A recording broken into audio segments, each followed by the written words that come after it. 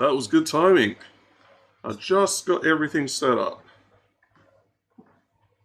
Hopefully it's all working. I'll find out soon enough. But yeah, today was interesting. So I was up. Was I up late? Yeah, I was up pretty late. And I was up late enough to watch Viceroy's stream and the start of Luke's stream. And then I made a joke at Luke's expense because he was saying how tired he was. So I told him, oh, well, I'm just going to go sleep in my nice, warm, comfortable bed. So I did. I went to sleep, and then I woke up, and this whole side of my body, like from the neck to the shoulder blade, it kills. It's like I've pulled a muscle or something. So that's a bit of instant karma on my behalf for talking shit at Luke. So I kind of deserve that. And yeah, it's been like this all day. I went back to bed in the afternoon. Said, Luke got his karma. Yeah, he did. It was immediate.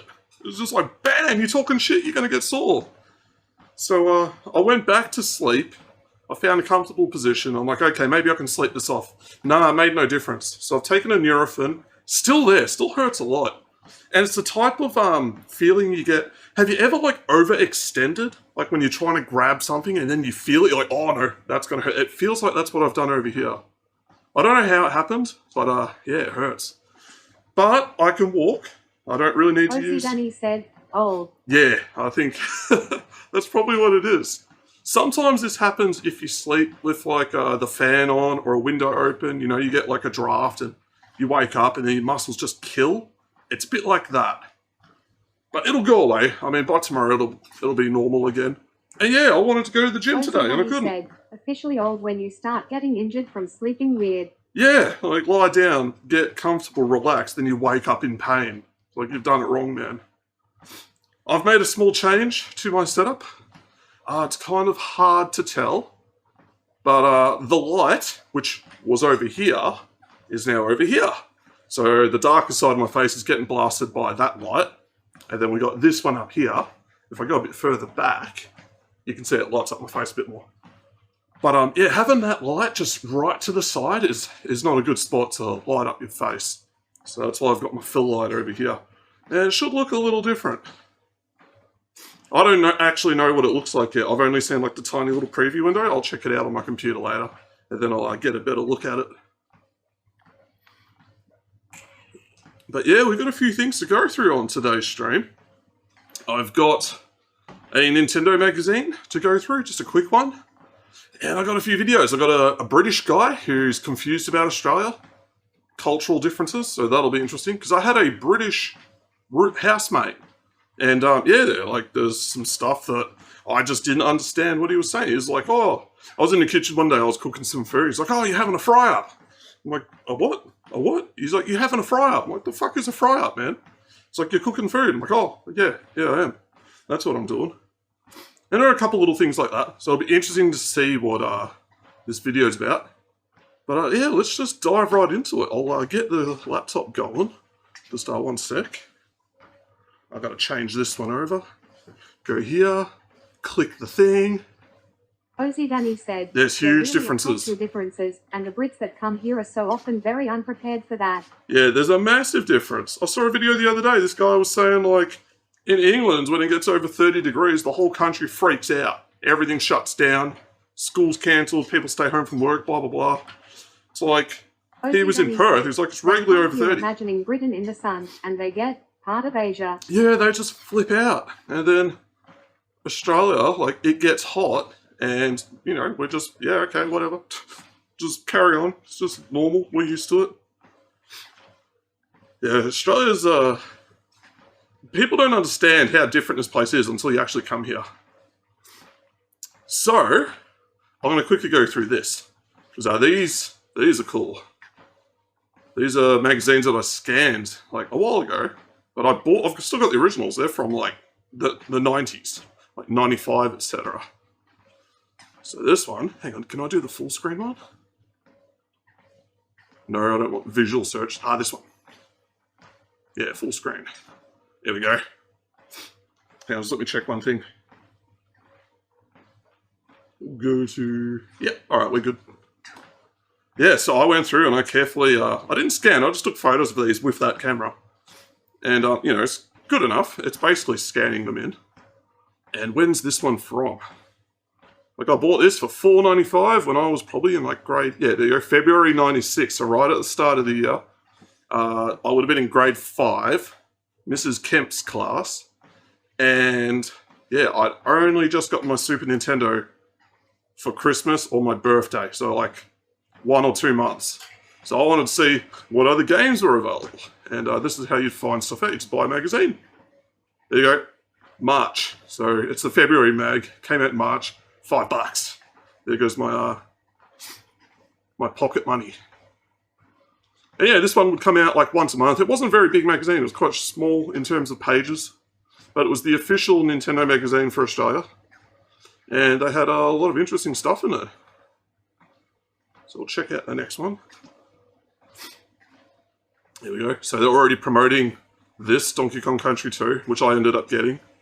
Great decision, because it has one of the best soundtracks in any game I've ever heard. And we'll have a quick look at what they've got in here. And you can see, like, it's not a big magazine. There's not a lot of stuff in here. So you got the Donald Duck game, which I never played. Some basketball thing. Donkey Kong Country 2. It might be a preview. If that's a review, that'd be interesting. I'm surprised they wouldn't put that on the front cover. That would be would make more sense. Phantom 2040, which is like a comic book thing. Mortal Kombat 3 cards. Secret of Evermore, that's an RPG. That was more like Pete's style of game. I hardly played any RPGs up until Pokemon was like the first RPG that I played that had like turn-based mechanics and all that. And then I got into like a couple of them, but like sort of dipped my toes with Super Mario RPG. I never really played any of the really serious stuff. So I should go through these one day. Because it's just like a huge part of the 90s that I missed out on. Zoop. That's like a puzzle game. You know, very forgettable. The Lion King. Look, even back then I said too difficult. Like, this is a notoriously difficult game to play. And the Sega Genesis version's also pretty tough. Real Monsters, I remember the cartoon. Because actually 95 was the same year that I got, or we got Foxtel. And that means Nickelodeon channel with Real Monsters. FIFA 96, Killer Instinct on the Game Boy. Ozzy Danny said, I liked real-time action RPGs back in the day. Never got into them. JRPGs Cleveland and Jack and Pete played. Yeah, as opposed to the turn-based ones. See, I liked the turn-based stuff. It was so different. It gave you time to relax and think and strategize. Whereas like the real-time stuff, like Zelda and all that, is just like, it's more of an action game. I wouldn't say it's so much an RPG. In my head, RPG is synonymous with turn-based combat. Like, you know, like fantasy settings, turn-based, you build up like a group of people, you level up, you get your skills, all that sort of stuff. As opposed to like the Zelda type where you go around and you collect items. That, to me, that's more adventure action type. Yeah, so they got Game Boy reviews, Killer Instinct. Now, this always did my head in. The Game Boy had 2 buttons, right? You got your A and your B button. I think this game required you to use the select button as well to put in moves, or maybe the start button, or maybe it was like you pushed 2 buttons together and it counted as like a new move button. I never really understood how they did that, because you have to cut it down a lot. Yeah, I'd never heard of the turn-based things until Twitch. It looks like chess. Yeah, actually, one of the first things that put Twitch on the radar for me, because I signed up with Justin TV, then the show that I was watching, they stopped doing it, so I just left. But then Twitch did Twitch Plays Pokemon, where you could put in the moves, like up, down, left, right, A, B, or whatever, in chat, and then the game itself would do it. And that blew up. Everybody had that. There were a lot of people watching it, and that kind of put Twitch back on the radar for me. And then I eventually didn't sign up. What did I do? Yeah, I started watching some other people on Twitch again, because they were promoting it in their own videos. So previews, Mario 64, like the game's not out. This is 96. So that game will come out at the end of this year. Mario 64, I think it was like, yeah, sort of Christmas, 96, 97, that's when the 64 came out. So these early magazines, they're all Super Nintendo focused, because it was the end of the Super Nintendo's lifetime. So that's when you had, they kind of mastered the system by that stage. They knew how to optimize it and get the best out of it. And you had some real bangers come out. So Pinocchio, Spawn, again, another like comic book style one. Cutthroat Island. This was promoted everywhere. I think there was even a movie based on it. And I've never seen it, and then I've never heard anything since. It just kind of dropped off the face of the world. Oh, and this is called Spider's Web. So they check out websites from 1996, which is cool because you get a nice look at the internet and like some stuff that existed back then. What's this? Girls' games. Are they sexist? Does it matter? Apparently so. All right, that's going to be interesting. What defines a girl game? And then these are like the regular bits that they'd have. So they just use these. Oh, this is lazy. They even put the contents on the contents page. So this is just padding, just to fill out the magazine, really. So they can fill out all the pages. Yeah, Revolution X, never watched that. This is like this era of like pop media that I just skipped entirely. Like I was too young for a lot of it. So maybe I'll start digging through some of these and checking out some of the movies and stuff. So what are they rambling on about here? God, that's a difficult to read font. It's like Impact or something very thick and bold. Danny said, is it? Doom. Diablo. Baldur's Gate. Cause that's what this girl was playing in the late 90s. Late 90s. This is mid 90s. They weren't even out yet. I don't think even the first Diablo came out yet. That was more of a thing when I was in high school. That was more 98. This is 96. So we got a little bit to go before then. Revolution X. I think there's a movie called Revolution X, but I do remember there's a bunch of games all about that. And again, I have no idea what the hell it's about. I just know it was like quite violent. And you know, what was I in 96? I was 11 years old, or I would turn 11 at the end of the year. So I was 10 years old. Like I didn't care about any of this. I cared about Donkey Kong and Yoshi's Island and Mario Kart and all the fun games.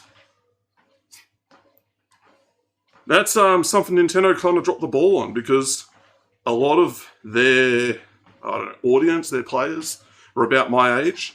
And, you know, you grow up. You want to enjoy more mature things, and Nintendo never went for that. They capped it. They kept focusing on, like, the childish stuff. That's why the N64 was not as serious as the PlayStation. The PlayStation had, they weren't afraid to bring in more adult themes in their games. And, yeah, the audience went with them. So read a review, I think this is lazy. They're just asking their audience to basically do reviews for them. And yeah, it would be quite an easy thing to do. We've got an ad for Killer Instinct. Here we go. So they're talking about the 64 because it hasn't even come out yet. But they've got the prototype designed. They've got the new name. It's not called the Ultra 64 anymore. They called it the N64. That's the official controller. That's what they were going to get. That is from Womp's Fortress, but I believe they've changed some stuff here. That texture looks different, and the texture for the plant looks different. What have we got here? Time Warner and EA signed with Nintendo's Ultra project. Two of the biggest games developers around at the moment, Time Warner Interactive and Electronic Arts, have joined the NU64 party following the new machine showing in Japan late last year. Electronic Arts, responsible for FIFA Soccer 96, NBA Live 96, were originally thought to be supporters of the CD-ROM format, but have announced that they will be developing an exclusive version of FIFA Soccer for the Ultra 64. Yeah, they're still referring to it as the Ultra 64 in some parts of this, but it was meant to be the N64, or Nintendo 64. Meanwhile, Time Warner Interactive will be working on a Wayne Gretzky ice hockey title. The new game will feature real-time rotation and 3D character and background artwork, combined with a set of signature concepts designed by Gretzky himself. No release date has been set yet, but EA's FIFA Soccer is due out in the summer this year. This is back when EA were still a good company. They made good games. You hear the EA, it's, what was their little intro? EA Sports, it's in the game. Like, you knew you were going to get a good game before they became super corporatized and it all turned to shit and they started pumping out just milking their audience for money. Alright, we got some stuff about, what's this? OzCon 5 Comic Convention. Where's this? So this is in Sydney. 5th, so they'd been doing this since 91.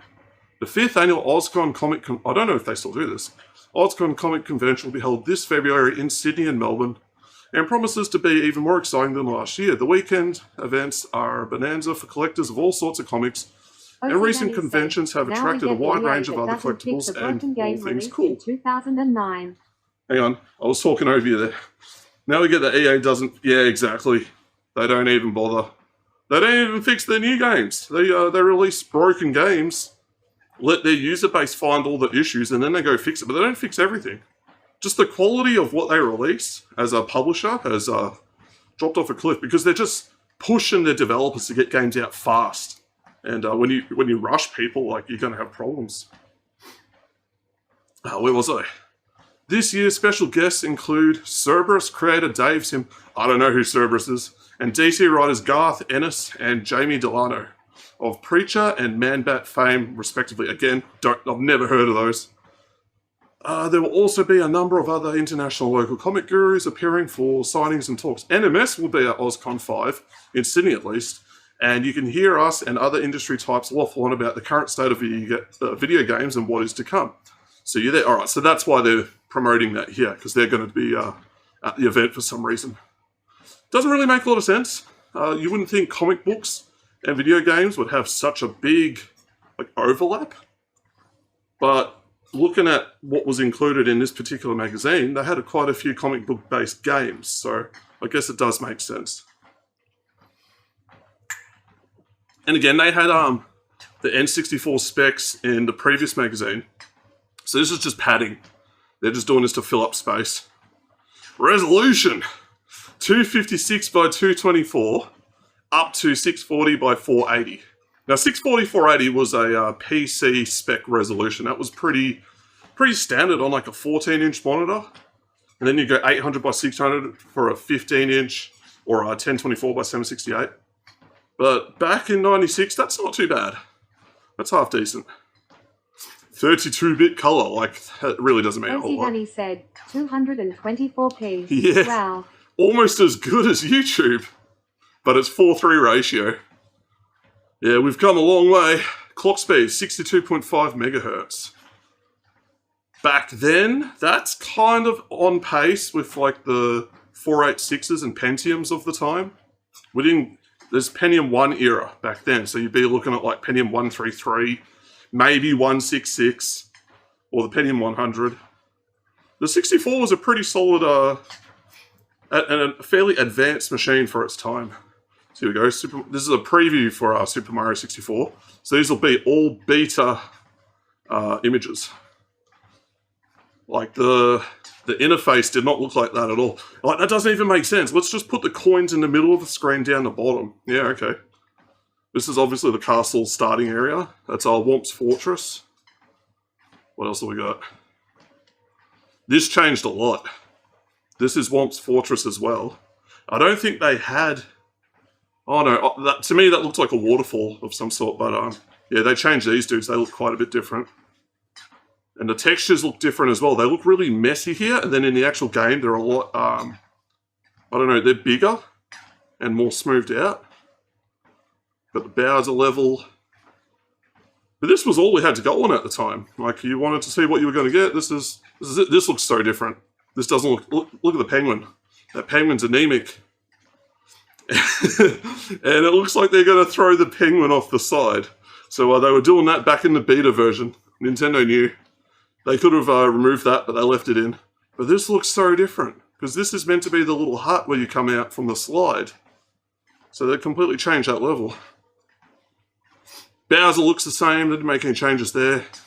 This is different. The, what is that his health? Is that the health bar? Yeah, I think it is. It looks like he might have just taken damage. But it's weird that they have like POW, like POW, in there, because that's it's like an item. The power block. So the lava level still looks quite similar. If I really zoom in, it's probably, they've re-spaced it out. I don't remember there being so many things so close to this volcano in the middle. Yeah, so that is the health one. The power thing is the health bar, because he's underwater and he's like basically out of breath there. I don't ever recall the submarine being underwater in that game. There it is, it's clearly underwater, but it was always like this. You never actually saw it underwater like that. So they made a big change there too. Oh, here we go. Internet. What websites did they bring it up? Looks like they got the Donkey Kong Country website. They've just got the link, like, right there. Because we didn't have search engines back then. You couldn't just search stuff up. You'd actually have to just get the URL and go straight there.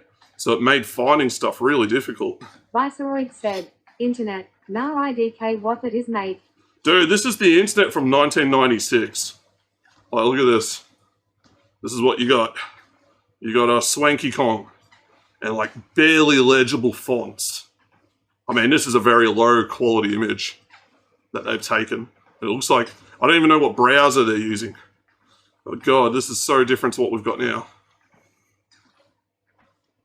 Ozzy Gunny said, there was a search engine. It just sucked bad. Yeah, there were more like company search engines. So AOL would have their own search engine. Like MSN Network would have their own. 1996 internet has led to me going to sleep lol. Yeah. Check this out. Ozzy Gunny said, Final yeah. Fantasy. The making of Final Fantasy. This might be like Squaresoft's website. I don't know what this is. Zesty Bytes. Never heard of it. But yeah, this was cool. Like, they actually showed you how to get to various sites. Look at the link structure. They've got the tilde thing in there, so that's just a folder. That's a folder. And then it'll just have like all the HTML files in there. Publish those VODs and change that setting, woo. Peace out, Ozzy. Oh, sweet, man. Yeah, have a good one, dude. I'll catch you next time you're on. Check it out. Also, they're using Netscape Navigator. It's probably like version 1.0. Because, like, what else? I don't think Internet Explorer even existed at the time. Like, Netscape Navigator was kind of like your only option. Good night. So that's what the Squaresoft site... And check it out, they're using frames. So that's a frame on the side. And then I've got another frame here for the main content. So that's like their menu down there, and then you've got your main content there.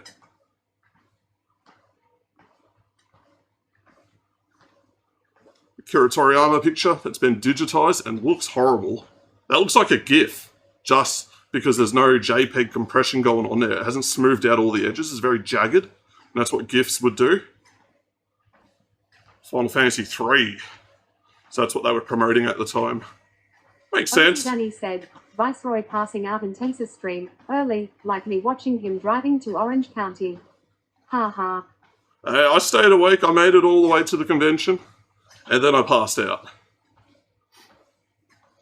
So that's the US Super Nintendo. And they got the different color scheme. We got the Japanese controller.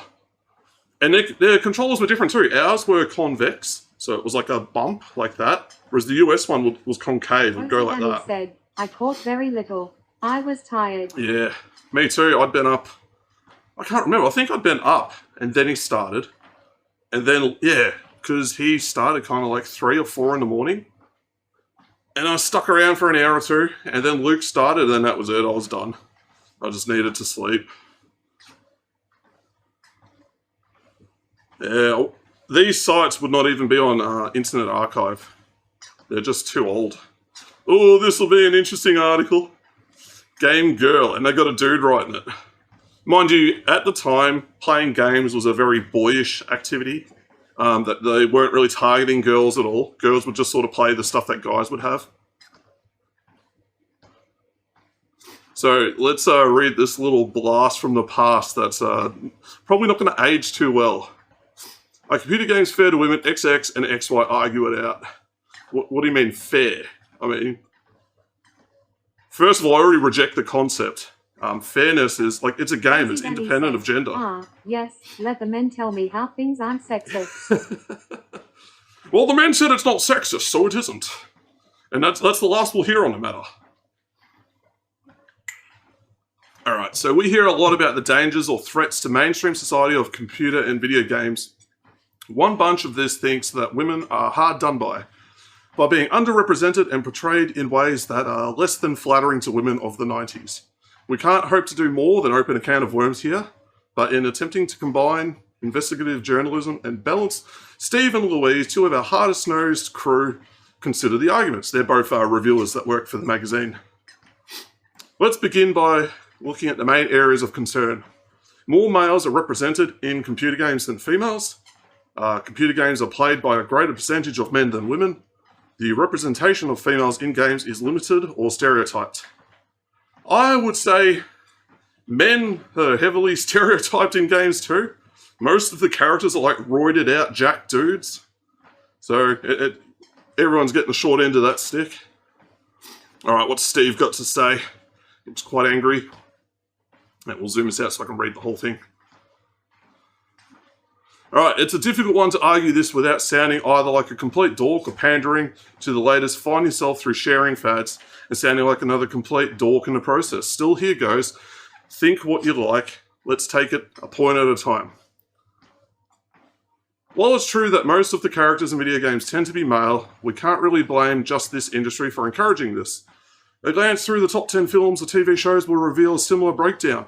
While works of literature, great and not so great, are hardly renowned for offering enlightened views and portrayals of women and girls, not surprisingly, computer games have to pretty much follow the same line as do TV drama and novels, involving action, conflict, and dramatic settings to sustain the viewers' and readers' interest. Even when they claim to be set on another planet or in another time zone, they will draw on today's society for their inspiration, so they're bound to contain some of the same prejudices. Could be a case of they're just doing what works. Like they know, okay, audiences respond to this, let's do more of that. In all areas of entertainment, men seem to have the upper hand. Whether that's right or wrong is not the issue. It's just the way it is. How many films have you seen in the last couple of years with a strong female lead character? Alien? Okay, so maybe there were a few, but big films that everyone remembers have male leads. Waterworld, Judge Dredd, True Lies, etc., etc. So more games are bought by us boys than by girls. Is that because more games have male characters? Or are there more male-orientated games because boys are the main buyers? Bit of a chicken and egg. Who knows for certain? I would say if you look at the first batch of games that came out, you're talking like in Television and Atari for the home console systems, they weren't gender specific either. A lot of them were just because they were limited by the hardware they could do, you didn't have the option to even consider that. It was usually just like you have a block and the block shoots the other block, and that was the mechanics of the game. Like gender wasn't even a concept at the time. Or, as far as being integrated into a game. The games manufacturers are trying to make more of an effort to include some positive female figures. The trouble is that they tend to be... Yeah, the real problems came with good graphics. That's true. Well, they just sort of produced what appealed to their audience. If you've got like an audience that's 90% men, you're going to produce stuff that appeals to 90% men. To build up a female audience was difficult because it was very risky. You weren't guaranteed to get a return on your investment. And at the time, like, how do you create a game that caters to a specifically female playstyle? That wasn't even a concept at the time either. Like, a game is a game. It doesn't matter who's playing it. People will enjoy it. Like, my sister played the same games that I played because that's just what we had. She played Donkey Kong. She played Yoshi's Island. She played all that, Mario Kart, all that stuff. They didn't pander one way or the other. They were just, it's just a game that you play. The games manufacturers are trying to make more of an effort to include some positive female figures. Did I read this? The trouble is that they tend to be at the far end of the cliche scale. Yeah, fighting games were really bad for this. But then again, you look at the fighting dudes in games and it's the same. They're just like roided, jacked out dudes with no shirts. The trouble is that they tend to be at the far end of the cliche scale. Most of the fighting games, for instance, feature a number of girly gladiators, be it Orca, Chun-Li, Sindel, but none of them are exactly the sort you'd take to meet Mother. And at the other end of the line, you've got stuff like Barbie or damsel in distress figures like Princess Toadstool. Very lifelike, Very lifelike, I'm sure. Mind you, okay, he's being sarcastic. Mind you, a diminutive, that's a hard word to say, diminutive Italian plumber isn't especially realistic either, and as far as I can see, we play video games to escape from reality, not to be reminded of it. Everyone liked Chun-Li. She was very easy to play as well. So play on and don't worry yourself too stupid over whether you're being politically correct. That would probably be the very first time I ever heard that term. But I'm pretty sure I didn't even read this article back then, so maybe I just glossed over and skipped the entire thing. We got Sailor Moon in there. Wait, which one was red? That's Sailor Mars?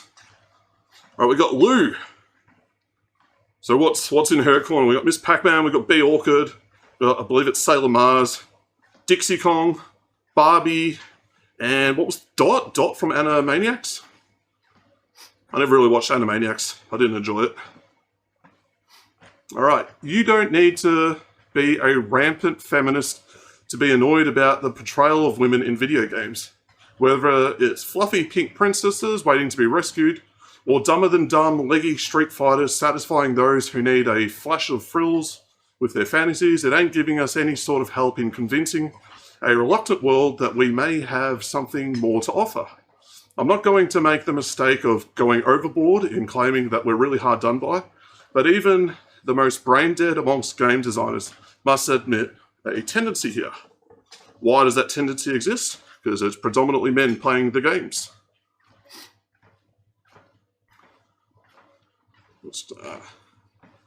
The history of games reveals some changes in their portrayal of girls, but where exactly is this leading us? Princess Toadstool, Zelda, and Biobet, or maybe Blobet, all filled a fairy tale role, sitting in a tower, knitting or sewing or something, while the brave and active Mario or Link or someone used brain and brawn to effect a rescue.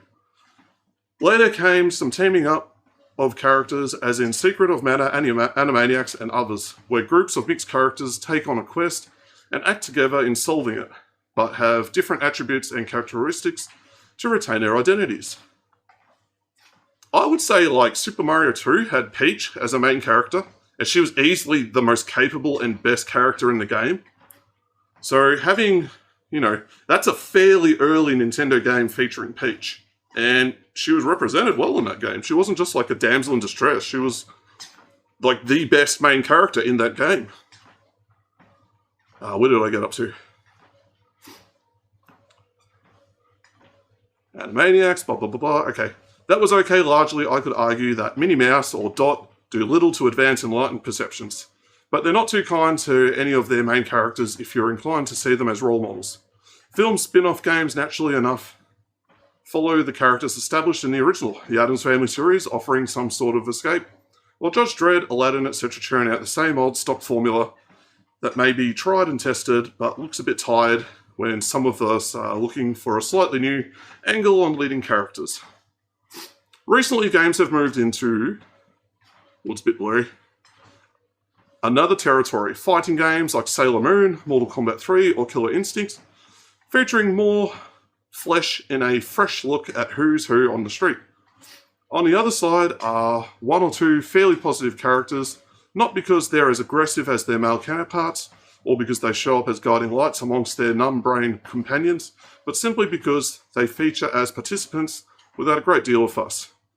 Dixie may not be the answer to all our dreams, but as an isolated example, she might just offer a glint of hope. So what of the future? The Ultra 64 may mark a landmark in technology, but where is the development in characters to reflect the 90s? Mario's back, Mortal Kombat's back, Killer Instinct's back. Maybe Secret of Evermore 2 will see fire eyes coming out of her heart.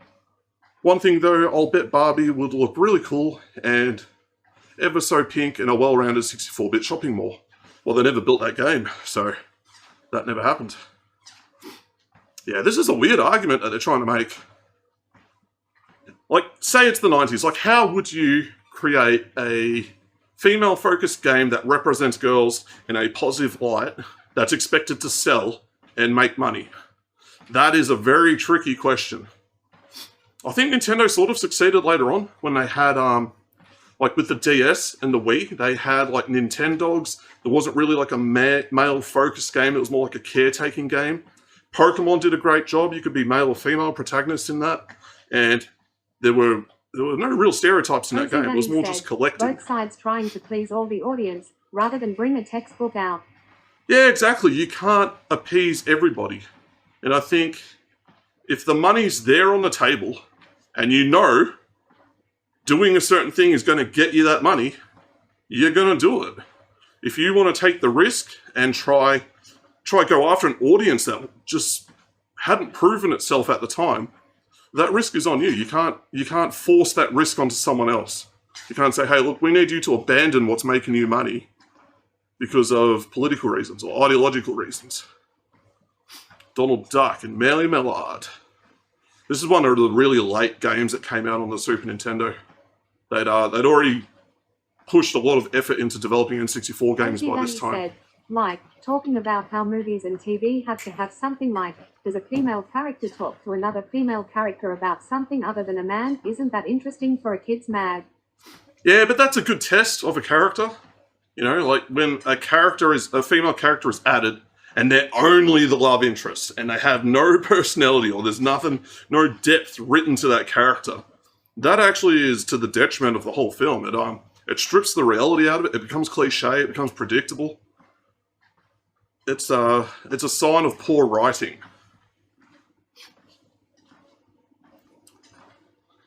All right, we've got our press material photo up here. Got another one there. And then the actual gameplay footage looks, you know, it's a platformer. Didn't look that good though. This, compared to Donkey Kong Country 2, DKC 2 smashes this. Because this is still sprite-based, like drawn, basically like, yeah, drawn sprites versus 3D rendered sprites. Alternatives, Earthworm Jim and Phantom 2040. I don't see how this is like Earthworm Jim. The Donald game though. Yeah, beyond being a platformer. Earthworm Jim was like 4 or 5 different game types smushed into one. You know, they got the controls. How did it do? Got an 85. That's okay. That's not bad. But there were better games to spend your money on than getting this. There are a lot of like Disney games that came out for the Super Nintendo. There seemed to be like one coming out like every week. Longevity, so it's good for about a day. And then after a week, you're going to lose interest in it. And they're expecting you to spend $100 for like a day and a half entertainment. What's the this is sort of like the overview. Donald Duck and Maui Millard is a traditional style platform game, and had it been released before the likes of Earthworm Jim or Donkey Kong Country, could have been regarded as a classic.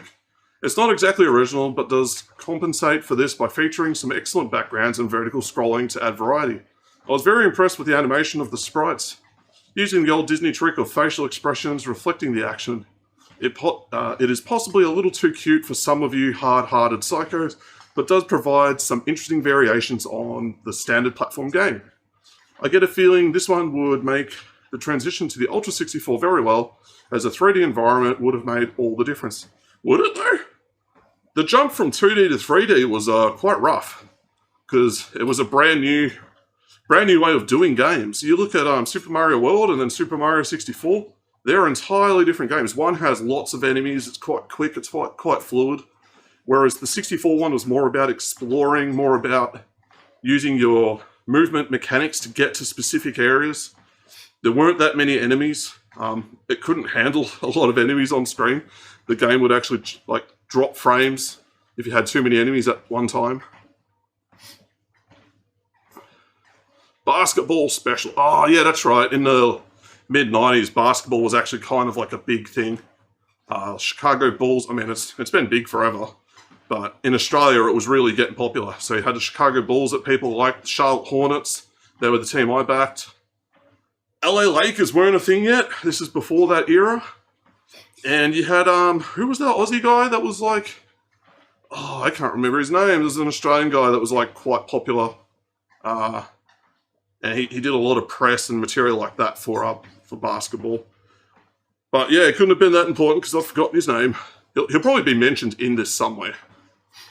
So a lot of this is just like cheats. Okie Danny said, because Michael, Magic, Jordan. Yeah, exactly. Jordan, Shaq, Pippen, Rodman. The LA Lakers era was cool too, but that happened more when I was in high school. There you go. Bill Walton, Kevin McHale, Pete Maravich, Kareem Abdul-Jabbar, Jerry West, Bill Laimbeer, a whole bunch of different players. Larry Bird, Bill Russell. Oh yeah, also we had Space Jam. Space Jam was, I think it came out this year, so this might have been in the lead up to it to help promote it. Alright, Player's Guide for DKC2. All very entry level tips and tricks here. This is just the first world. cannons. I tell you about some of the enemies. And it's funny, these are like the super high quality 3D renders of characters, and like what we've got today destroys Danny this. said, look at that first line though, to play as Michael Jordan. Yeah. Was 96, was that before he went off to play baseball? Apparently the rumor is he got into some huge debts in Vegas. And for some reason he was not allowed to play basketball. He was kicked out in order to help pay off the debts or something. And then he went to play Major League Baseball for a year. And then he came back. And then by the time he came back, the hype and the magic was kind of over. People weren't that keen on it anymore. Or at least on him. There were other stars coming up. This is the second level. This game had such good music. This particular, this level here, and the mining level, I love the mining level. It's got the best soundtrack in the whole game. Some people will say, the Bramble, Bramble Blast, the Bramble levels where you're in all the barrels shooting around, that has the best music, but I disagree. Oh, they've actually gone, the first 3 worlds in this? Or is it the whole game? Nah, it's just the first 3 worlds. Okay. Phantom 2040. Again, another comic book style game that I've never played. It ranked better than the Donald Duck one. It's got slightly better longevity, so there's probably more stuff to explore, more things to check out. This is cool to see. They're using a different font for the headings. They got this digital style font here.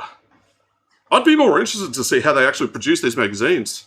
What software were they using? Because this feels way before Photoshop, or what was the printing press-based version that Premiere produced? Oh, I should remember this. I've got it. But yeah, there's a version of that, which was actually kind of hard to learn, because all the Adobe suite, they're all different. They're all standalone products. So what works in this isn't going to work in this. If you know how to use Photoshop and you're competent at that, and then you go over to Illustrator, it's a totally different program, built ground up by 2 different teams. So the way the color swatches and everything works is different to how it works in Photoshop. The way you edit and change all the paths, very different. Even just the layering system is different. All right, let's have a quick read at the comment for this. Phantom 2040 is an extremely deceptive platformer. On the first look, you could be excused for thinking, oh god, a dodgy cartoon conversion, but don't let the rattling graphics put you off. There's a lot more to this than meets the eye. Once the first level has been negotiated, you're free to roam the city, blasting renegade robots at your leisure. I found the game itself pretty complex, up there with some of the largest and most complicated platforms around. There's also a wealth of things to pick up, and in the sprawling city of Metropia, it's like looking for a needle in a haystack at times, but all this makes the game more enjoyable to play. With the recent glut of games based on cartoons, it's very refreshing to see a software house making an effort to make a game more playable. It won't sell by the truckload due to shoddy presentation and second-rate graphics, but it's still definitely worth a look. That's actually pretty high praise. So he's saying, visually, it's not that great, but the gameplay and the core design is definitely up there. And really, that's what actually matters. And you can see this here, 70 for graphics, and then what matters, playability, lastability is definitely ranked higher. This was sort of the era where the push for CG rendered graphics, people were already making the argument that, having better graphics doesn't make a better game. And they're right, long term. That's why indie games are so popular today, because they don't focus and put all their effort and budget into making great graphics. They go for a style instead, which is much more affordable, and then they focus on gameplay. And gameplay is what actually matters. That's what makes a game fun. Alright, we got the Pinocchio game, another forgettable game. Spawn, I never played it, some people probably really enjoyed it. Made by Acclaim. Acclaim didn't really have a lot of good games. They weren't a publisher that were like a beacon of quality. They were kind of hit and miss. Some stuff was good, some stuff wasn't. Right, Mortal Kombat 3. So these are all, the little hidden secrets and stuff that you could put in before you started a game. So you could just give yourself way more power, way more health than the guy you're going up against. Yeah, there's only a handful of different codes that you could do. Nintendo must have provided these to the magazine themselves, because there's no way they figured this stuff out on their own. It would take forever. This is a competition to win an Ultra 64. They didn't even know the release date at the time. So, pretty bold of them to do that. They assumed it would be out that year. I think it was... Yeah, Nintendo took like an extra year on Sony to get the 64 out. The PlayStation already had like a year run before the 64 hit the shelves, which helped the PlayStation get a bigger audience, get a more loyal fan base. Here you go, Secret of Evermore. I've never played this, but yeah, another RPG. This really doesn't give you a good like visual indicator of what the game's about. Okay, press image. You got like a, you know, just a dialogue scene here. What the hell is this? You've just cropped in on one character in the overworld. Over here, you can barely see what's going on. There's obviously an enemy there, something going on up there. Yeah, I would say magazines were not the best media format to actually show people what a game's about. Like, video does a way better job. And then, yeah, this page is all just, like, character art. It's all design art. There's hardly anything of the actual game in here. It's just a lot of text, and they've got to describe it. And then they've actually put, like, a player's guide, or part of a player's guide into the review. It's kind of confusing. But yeah, if you're a 10-year-old boy and you see this, like, it just doesn't look all that appealing. You're like, there's better games out there I can spend my money on. But this game held up. It's a great game. A lot of these early RPGs, they're held in very high regard today. And then, yeah, the RPGs always had, like, really good long-term interest. But, yeah, reflexes, like, just not necessary. It's probably turn-based, or it might just be, like, very easy action. More strategy-based than anything. Zoop. This was like a weird... It's like a puzzle game where you shoot things coming at the side of you, like up, down, left, right. And apparently there were like different patterns that would help you, would sort of draw your attention to certain areas. I don't know, I was never interested in games like this. Like Tetris was good, Wario's Woods, that sort of style was okay. But then you get to this sort of stuff and it's like, yeah, whatever, man. There's no lack of boring puzzle games out there. What do you get? 85. So they're very generous on their scoring system here. The Lion King. That was not an easy game. But I hear people say, oh, this is such a hard game. I'm pretty sure if I hook this up to a Super Nintendo, like I could get through it in a couple hours. I don't think it would be that difficult. My gut tells me that people just don't have the tenacity to work their way through games like this anymore. It's like, was it The Lost Levels? You ever play that? It's a very difficult platformer game. And the reason it was never released to Western audiences as officially Super Mario Bros. 2 is because the Japanese thought that we weren't good enough. It would be too difficult, which is why they adapted the other one, and then we got, like, yeah, Super Mario Bros. 2, which was actually, what was it, Doki Doki Panic or something like that? I can't remember the actual name of it. That's probably what it was. This is a cool game, though. It's got a good variety of, like, different ways that you play. Like, yeah, obviously most of it's going to be platformer, but you've got some other bits in there, too. And, yeah, The Lion King, like, had it come out that year, they would usually try to synchronize up the game release to the movie release. But the movie would always come out first. There'd be no point doing it the other way. Killer Instinct on the Game Boy. Alright, how do the controls work? Punch, kick, start, select. So that's it, you've got punch and kick. Whereas the Super Nintendo version, you had light kick, medium kick, heavy kick. And then the light punch, medium punch, heavy punch. And I don't think you could do supers. You would just have your regular combos and stuff in it.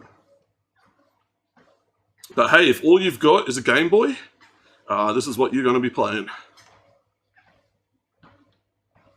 There are a few good fighting games on the Game Boy, but yeah, obviously overshadowed by the Super Nintendo bigger brothers.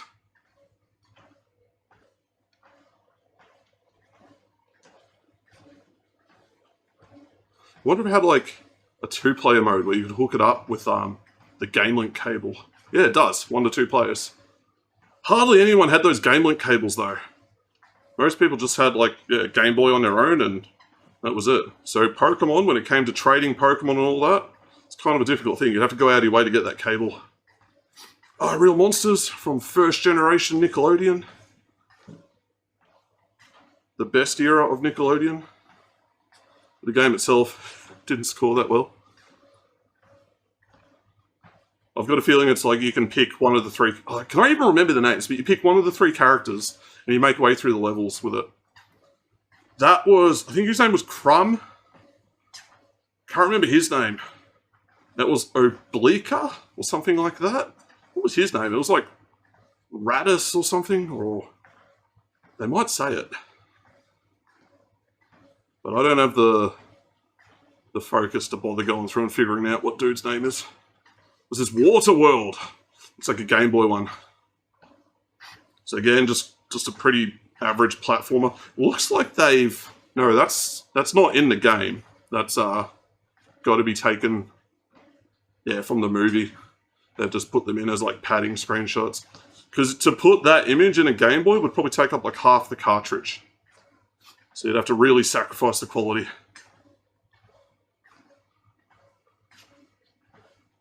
I remember when this came out, Waterworld, my aunt, she was going out with a guy and he was an audio tech at the theatres. So he had like the theatre subwoofer system in his house.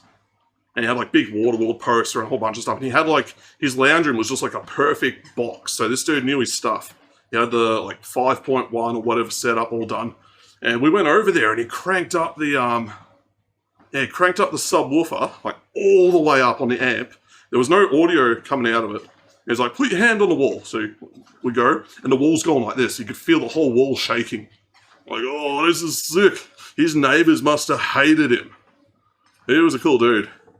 And then my aunt thought she was too good for him, and they split up, and we never saw him again. She kind of dropped the ball on that guy. He was a decent guy.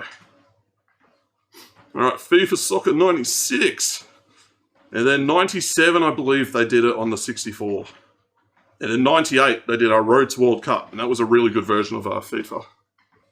But yeah, this is the era of the isometric soccer games, and they did the hockey games the same, and the baseball games, and the football games, Madden and all that. It's funny seeing like how much they pushed the Super Nintendo, given how limited the hardware was. What do we got here? This is Cutthroat Island. Now, I do believe this is based on a movie, and I've never seen the movie, so that's going to go into my list of movies to watch. I'll check it out one day. Yeah, I want to check something quickly. Make sure my phone hasn't gone flat. Nah, it's all working good. I've got to check, because sometimes I just don't know. I could just be here with the screen off. This wasn't fully charged when I started to stream either, but it usually drops like maybe 40% battery as the stream goes on. So my legs will give out before the chat phone gives out, so that's fine. But yeah, they're trying to make sort of adult games, or adult-themed games, or games that appeal to adults, on a Super Nintendo. And the hardware just wasn't there to give people the realism and everything that they needed. And that's why this generation of consoles really appealed to just young kids. It wasn't until the 64 and the PlayStation came out that you could actually have more adult games with more realistic themes, and the audience had grown up alongside those consoles too. So there would have been guys that, you know, started off with the Nintendo Entertainment System, NES, and they were young adults by the time the PlayStation and Super Nintendo came out. And yeah, they were the guys that they targeted. All right, mailbag. Questions from kids about games. But they have like some cool artwork in here. Some of it's shit. But like what the hell's going on here? It's like, what was that? What was the show with the rats? Biker Mice from Mars. I think that's what that's from. And then this basically looks like Super Smash Brothers. We've got, what do we got? We got, that's from Metroid, Mega Man, Yoshi, Bubsy. Oh no, is that Bubsy? No, that's Bubsy. I don't know what the hell that one is. Metroid. I don't know what the bird is. Bomberman. Ren and Stimpy. You got the dude from Goof Troop. That's actually cool. I like that. And yeah, the way this works is you just draw this and then you'd literally mail it in. They'd scan it and chuck it in the magazine. That's our TJ from Killer Instinct. This is actually pretty good. Is that done? That looks like it's printed. And then they've just coloured in around it. But it's hard to tell. Donkey Kong Land. That's Chrono Trigger. This dude's just drawn on the envelope. And another Donkey Kong. Then you've got the question and answer section. Cheats, where you get all the codes from. Action replay codes, these were very hard to find. Even if you had one, the way it works is it would edit hex values of the RAM in the game to give you whatever the status that hex value represented. And yeah, people just write in and send in the codes. Subscription, back issues, and that's the end of the magazine. That was actually a bit longer than the one I did the other day. Not the British magazine, that's huge. That one takes like 2 hours to get through. But these Aussie ones, I'll go right to the start. NMS. Yeah, they're not that long. They added a lot more pages later on. The 64 ones that I have are actually quite thick. But these Super Nintendo ones, you'd be like lucky to get like 30, 40 pages. But yeah, cool little walk down memory lane. And now I've got a British man who's got some cultural, not conflicts, but just friction with Australia. There's these videos are all over the internet, like people that come to Australia and they're like, oh man, I don't understand this, I don't understand that. And yeah, I find them quite fascinating. You have? Danny said, I've seen this guy. He's only got about 8,000 subscribers, so it's kind of hard for these guys to sort of pop up. His content is usually overly flattering. Yeah, I think this might be the Perth guy that was saying, oh, England shuts down when it gets over 30 degrees, but Australia just, carries on and does their thing. So, yeah, we'll see what he's got to say. Hang on a sec. Text-to-speech disabled. I'll still read chat, it's just I can't. It makes it so much easier to edit if I don't have that blasting away while the video's going. Because then that gets baked into the audio and I can't separate it. But the way I've got my stuff set up now, what I'm talking and what the laptop sends out are two different tracks. Even the music, that's a separate track. I can just delete it and off it goes. So I've got to have that off for this. Alright, let's see what Luke's got to say.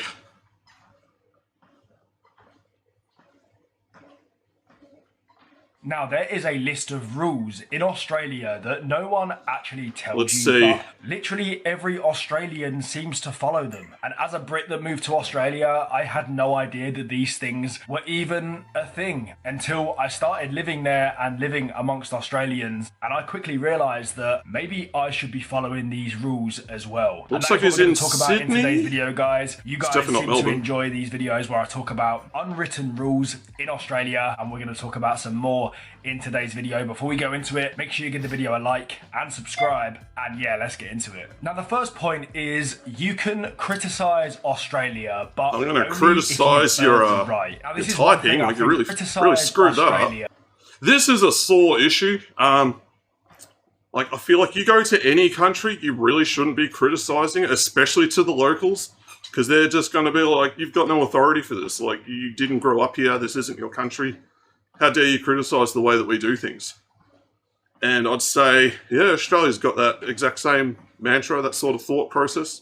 If you didn't grow up here and, you don't understand the way things are done, you really I guess constructive criticism is okay, but he's British, and British people like to complain without offering a better solution to something.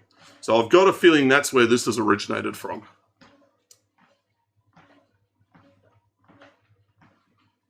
But only if you've earned the right. Now, this is one thing I think all Aussies will think, and that is that if you're from Australia, you know, you've lived in one place in Australia your whole life, you are perfectly allowed to criticise Australia. No, you can talk bad about it. Not talk bad about the country, but you're allowed to criticise things here and there, and it is perfectly acceptable if you're from Australia. But if you're a tourist or a backpacker or a Brit that comes to Australia and tries to criticise, it is not allowed. You can do it. You're just going to get your head chewed off for doing it. Because it's going to come from a place of like a lack of experience and a lack of understanding compared to the locals. Like the locals know why things are done a certain way.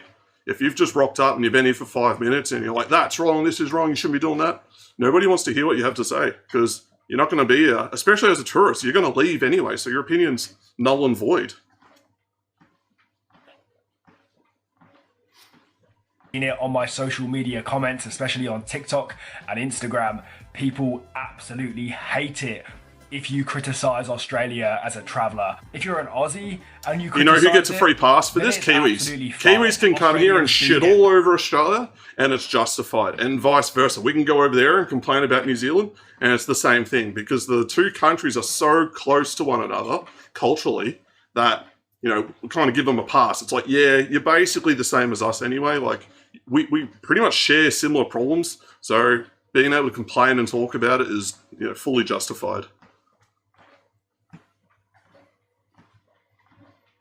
Very, very defensive about their country, and it seems like only Aussies are allowed to actually criticise it in any way. If you're a traveller and you criticise it, then be prepared for some hate comments. The next thing this is tall poppy syndrome. This is definitely a big one. This is one thing that I think don't brag. Never brag about your financial status or any sort of status that you have. It's in very poor taste, and people are going to knock you down a peg or two the moment you start doing it. What did you say? There's rules? I didn't know. Better take notes. Yeah, apparently there's rules. These are sort of like cultural things that everyone sort of is aware of. It does depend on how guys critique the place. Yeah, exactly. Like, complaining sucks. Like, complaining doesn't offer a solution. And I hate people that do that. They'll nag and moan and complain, but they'll never go out on a limb and say, look, we should do it this way. Because the moment that they do that, okay, now your idea is open to critique, and it may or may not be a great idea. This is something Friendly Geordies does a lot. He will complain and nag about things forever, never offers a solution, ever. Because then it opens him up to critique, and he doesn't want that. Alright. This is why his usual videos were overly flattering, because I think he took it too far.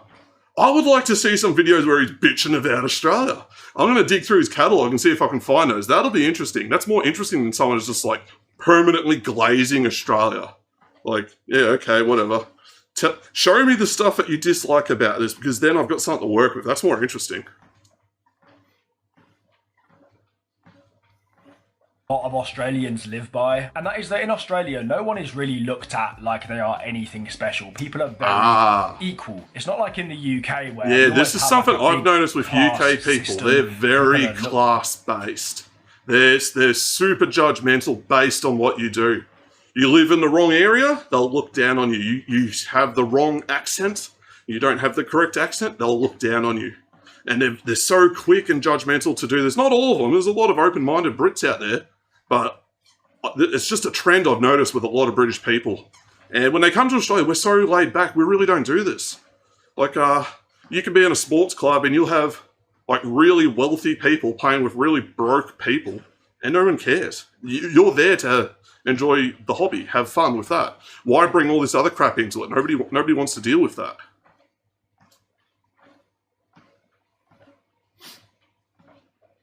Like they're a more important person if they're working a better job, or they are earning a certain amount of money, or they're driving a certain car, or they live in a certain area. Things like that divide a lot of people in the UK, and people almost seem a lot more important. In Australia, I feel like it doesn't matter at all. You could be driving a Ferrari down the street, or you could be working a cleaning job. Seeing what sort of car someone drives gives you no idea what that person's about.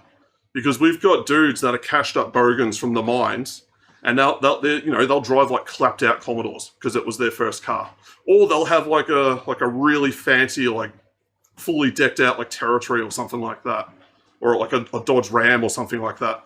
But then on the opposite end of the scale, you've got the dudes who are barely scraping by in huge amounts of debt, and they've got the same cars. Like, you don't know what you can't judge based on that. You have no idea what the person actually has in terms of net worth. So why would you ever go out on a limb and try to like pass judgment on someone like that? It's you just that you have nothing to work with. So why do it?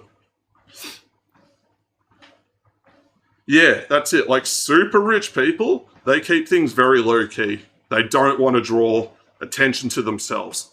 That's the old money mentality. It's the new money people, the people like crypto bros, you know? They've got all these like fucking Louis Vuitton bags and they wear the clothes and they got the stupid watch and they've got like the Lambo. And it's like you're just trying way too hard to scream at the world, hey, look at me, I have money. Don't do that. That's not a nice thing to do. Like people, and like why would you want to do that? Like people, when you have money, people don't just see you anymore. Or they see you through the filter of this is a wealthy person. And it's usually like, oh, what can I get from you? And you don't want to do that. You want to just, be treated like a normal person, like everyone else. Look at everyone like they're equal. I've noticed this because they don't like glamorize. We hate our celebrities in the same way that we do in the UK. And the unwritten I rule can't here name is one don't current act like you're Australian anything special. celebrity. Even if you're making good money, right? even if you like current, like someone who's popped off in the last like 5 years. Like we had Margot Robbie, but she's hardly Australian anymore because she's lost the accent. She basically just lives in LA. Before that, it was Hugh Jackman. Like he's been out of Australia for God knows how long. Australia's one of those places where we can produce celebrities, but the moment the option to leave the country exists, they take it. They go where the work is, and the work is usually not here. You can stay a local Australian, like TV presenter or something like that, and get yourself on the Logies and all that. But it's such that you're a big fish in a small pond, which is much worse than being small fish in a big pond. So, yeah, we really don't have a lot. Dude from Crazy Rich Asians, Chris Pang. Yeah, see, I didn't even know he was Australian. I had no idea. I thought that guy was British. He was in, like, that gangster movie in the UK too, wasn't he? I forgot the name of it. It's a good movie, though. It's got Brad Pitt in it. It's the one where, it's called, like, The Gentleman or something like that. I think he was in that too. I should watch that again. That was a good movie. But yeah, like Australian celebrities. Like, oh, hang on. What's his face? The Thor guy. I should know his name, but I've forgotten it. Anyway, him. Yeah, he's an Aussie, and like all his brothers and sisters are. But he's kind of like, I don't know. He doesn't really hold that strong Australian accent. Like you wouldn't, if you heard that guy speaking in another country, you wouldn't pick that he's an Aussie. And he doesn't make that like a core part of his identity. It's just, he talks like Thor. I forgot the dude's name.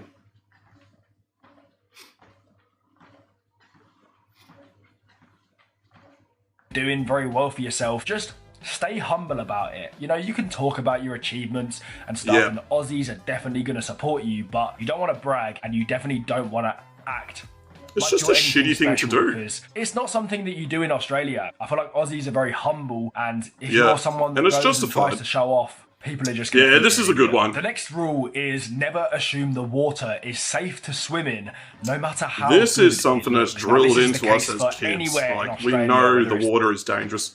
We're on a giant island, and there's a lot of deadly things in the water. Between sharks, jellyfish, like stonefish, crocodiles, all that sort of stuff. So we know, like we actually have excursions where we go to the beach and they teach us beach safety from a very young age. Usually sort of like I remember we did these when I was in like grade 2 or grade 1 or even prep. Like we learnt about blue ring octopus, like never touch them, all this sort of stuff. And I would have been like 6 or 7 years old. And then we have swimming lessons from quite a young age. We sort of started in grade 3 onwards. And they usually go through to high school. So most Australian kids are pretty good swimmers. Whereas, you get a lot of tourists that come here and they just don't know or they don't understand.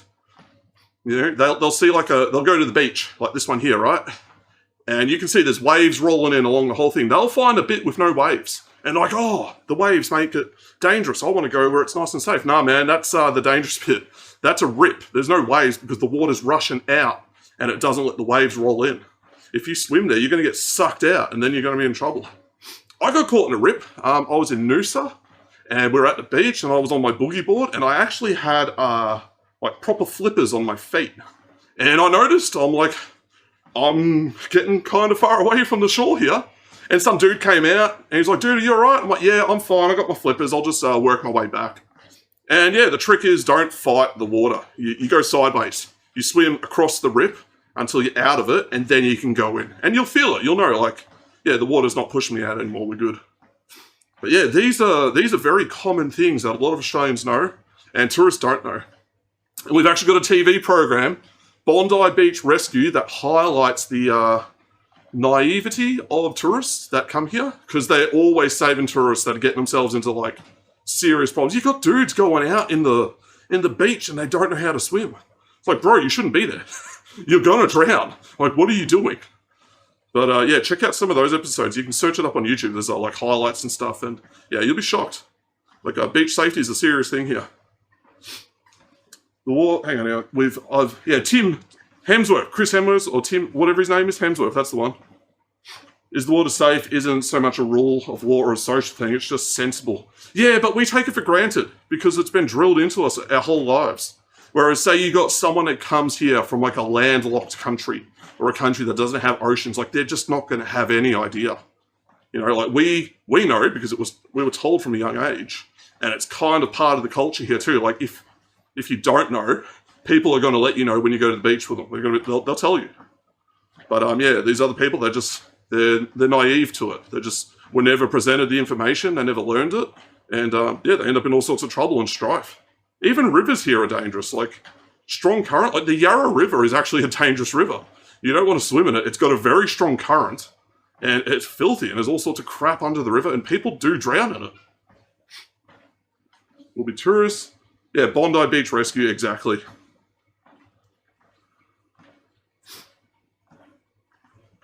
The sea, rivers, lakes, no matter how good the water might look to swim in, or even if there is people swimming in there already, that's just great advice. Never assume the water is safe to swim in. This is a rule that I think is very across the whole smart world to follow, to be honest. Well, that looks like Fraser Island. All of Australia, because you can go to the beach. It could be still as anything. It could be so calm. It could be the right time of year, so there's no, creatures in the water. You could think, oh, that's absolutely fine. Little do you know that if you go out 10 meters from the beach, there is a crazy rip current or something under the water. There is so many things like this. It could be the dangerous creatures. It could be the current. It could be anything. You do not assume the water is safe to swim in Australia because everyone thinks about the sharks. The wildlife is played up as being dangerous. Like, it is dangerous, but it's not. More people are going to die to drowning than like great white shark attacks or things like that, or jellyfish attacks or crocodile attacks. So, one of those is easily avoidable.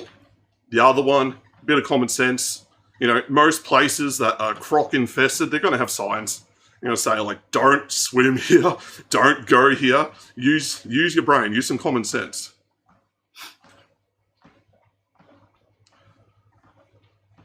The water in Australia. It is a rule that I think everyone should follow, and Aussies definitely do. The next thing is a rule that is kind of used when that's out like and road about, rules. and it is that you always stick to the left. And I'm not going to lie, walking around Australian cities, going on hikes, on busy trails, or on pavements, this is a rule which I think is so good. How do they not have this in the UK? You guys drive on the left. It's common sense. I'd imagine your bike paths on the left-hand side as well. The fact that people ignore this and just sort of walk wherever they want, it'd be chaotic. That's mostly true over here. Not so much in terms, say you're in the city and you're on the right-hand side and you're walking against like the flow of car traffic. Like, it's not a big deal. You'll just sort of step out of people's way. It's not like you gotta walk on the other side of the footpath. That's stupid. But yeah, most people in like a bike path or like a footpath or anything like that, escalators. Just keep to the left. It's common sense, but it's not specifically an Australian thing. They do this in Japan as well. It's just a good social rule to have. It makes life easier. Less conflict, less people getting in your way. I'm honestly surprised they don't have this in the UK, because we got our drive on the left from you guys. So why don't you have this? Australia, it is like an unwritten rule that everyone Yeah, it's a bit walks close. on the left, and you never How you have going, to worry Chaser? about getting in anyone's way because you know everyone sticks Yeah, to the he's left not there. It's just centered. a He's rule which, he's I like don't know, he's like they're over obviously here. brought up He's a bit off to the side. He's very close to his camera too. But hey, maybe he's got to be like close to the window to get like good light on him or something. I'm more interested in what he has to say than how he's presented himself. That's fine. with. Everyone does it, but next to the left there, it's just a rule which, I don't know, they're obviously brought up with. Everyone does it very consistently. Moving back to the UK though, oh my god, it is doing my head in because this is not a rule in the UK. You'll have one group of people walking on the left, another group on the right, and it is just a mess because you don't get met with that That's awkward, another confusing thing as well. So in Australia, we have a lot more space. space. It's a big country. Our cities, suburbs, everything's spread out more, so we have more room. But we've got this rule, not really a rule, just like a social expectation, that makes it easier for people, so we don't get in each other's way and stuff. In the UK, it's the opposite. You guys have like towns with like tiny little sidewalks. You've got London that's just like pretty crammed in there, and you get a lot of foot traffic.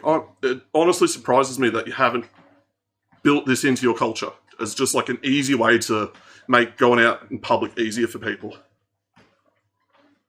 Boring background. Ah, okay. Yeah, not everyone, like, he's in what appears to be like a hotel room. This doesn't even look like a bedroom, so he's traveling somewhere. And it's probably just what he's got to work with.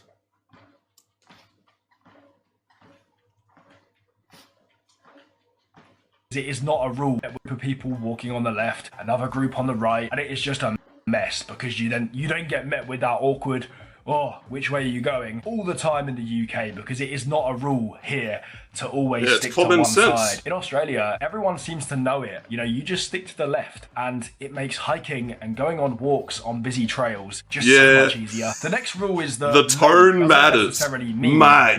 Now, oh, you're in some shit. You're in some trouble when you hear it like that. But yeah, this is one of those contextual terms that really conveys the tone in which it's said. You need to be able to like pick up on. It's just a noise, and then you've got to figure out the body language behind it and the context of like why that's being said to you. So it really depends. Just because it's a nice, friendly term doesn't mean it's being used in a nice, friendly way.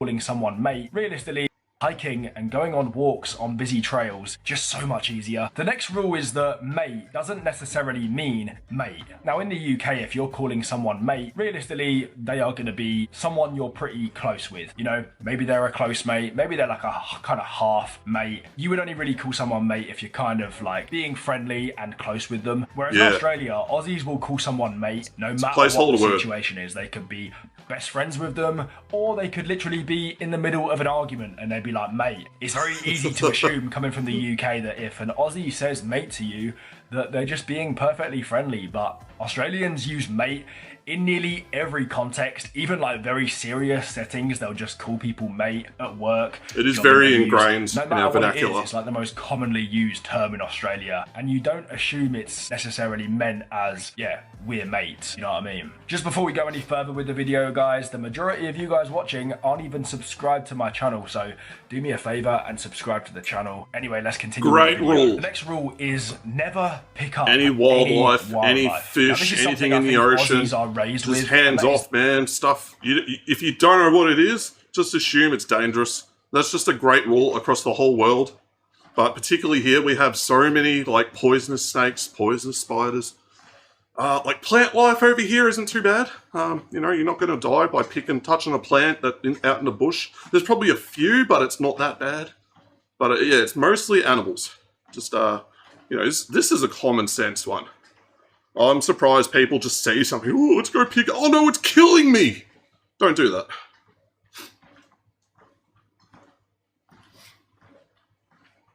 That they just know any wildlife. Now this is something I think Aussies are raised with, and that is that they just know not to pick up any Why would you pick up a in the snake? Country, One, because it can be dangerous, because you never know what you're picking up in Australia. It could not look poisonous, but it could be very poisonous. But also, like, you could just be doing the animal a lot of harm. Like, you don't go around and pick up like a baby animal, because obviously it's not a good thing to do. Aussies are raised not to do this. They know not to touch the wildlife. Well, as much as kangaroo's not really scared that of it, dangerous. really, from my That experience, one. they The red ones don't can be. just go around picking up random bits of wildlife. But tourists who move to Australia, particularly certain groups of tourists, I'm not going to mention where from, but certain groups of tourists are way more likely to go and just, I don't know, if they found a koala that's in the happened. wild, try and pick it up or something, or be stupid. But it is a rule that Australians follow, and it is that do not pick up any of the wildlife in Australia for a number of reasons. And if you're a tourist in Australia, you should not just probably Australia follow specific, this one as well, this should because apply not gonna lie, everywhere. You don't want to pick up the wrong animal and end up getting bitten, and then you're done. And the last point is, if you don't like it, then you can leave. Yeah, Now, that's this true. Is kind of a phrase that Like a sums lot of up the people, overall point this of is almost do like a not knee-jerk talk bad. reaction to criticism of Australia as well. Like, people will hear, oh, you're talking negatively about this place. Like, if you don't like it, you can leave. Because unless you were born here, most people that come here, it's by choice. And you need to accept the bad things along with the good things that we have to offer. And it's true, if you don't like it, you're not going to be able to change it. You're not going to be able to change an entire culture's way of doing something. So if you're just like nagging and complaining about something, like, yeah, just, if you don't like it, man, you can leave. You don't have to be here. About Australia, and if you do, then maybe Australia is not the place for you at all. It's not like in the UK, where I feel like we have this crazy negativity towards the country, where people just talk bad on it all the time, and people are kind of in this agreement that the UK is and no one wants to live here, and we all bond through complaining about it. In Australia, it is the complete opposite to that. People are so positive about the country, and Aussies are almost in this national agreement that, you know, we love Australia. This is kind of We love sad the country that that we grew up in. Someone from Anyone the that UK wants to has talk like bad been, I don't know, like browbeaten so much to dislike his own country that when he sees someone else that likes their country, it's a foreign concept to him. Because I've seen plenty of videos from the UK. There's a lot of cool stuff over there. You guys have a lot of history. You've got some really nice, like wild areas, like the farm areas, and some nice geography and stuff like that. And you've got a culture that goes back for God knows how many years. Like, you've got a lot of things that you can take pride in. But, I don't know, for some reason, yeah, like you said, British people have collectively decided everything is horrible here, and then they'll nag and complain about it. And yeah, to go to another country where that's not the norm, yeah, frazzles their brains. It doesn't quite get the point across. Like, you would have the exact same experience in America. Americans are very proud of America, what they've done, what their country is, how they, you know, number one at a lot of things, etc. And yeah, it's the same thing. I feel like you don't like it, you can leave. Very xenophobic. That is very xenophobic phrase. Sometimes they can't leave, and some of the things they complain about is valid. Yeah, but if you're a tourist, right, like, it's the context that matters here. If you're a tourist and you've come here and you start complaining about things, like, do you really have, like, a leg to stand on for those complaints? I disagree. And a lot of people, they have made the decision to come here, and then they will complain about things here. To me, that's like going into someone else's house and complaining about their choice in curtains and their choice of carpet and the type of couch they have. You know, I'm like, oh, you got the wrong breed dog for this house. It's like, bro, don't do that.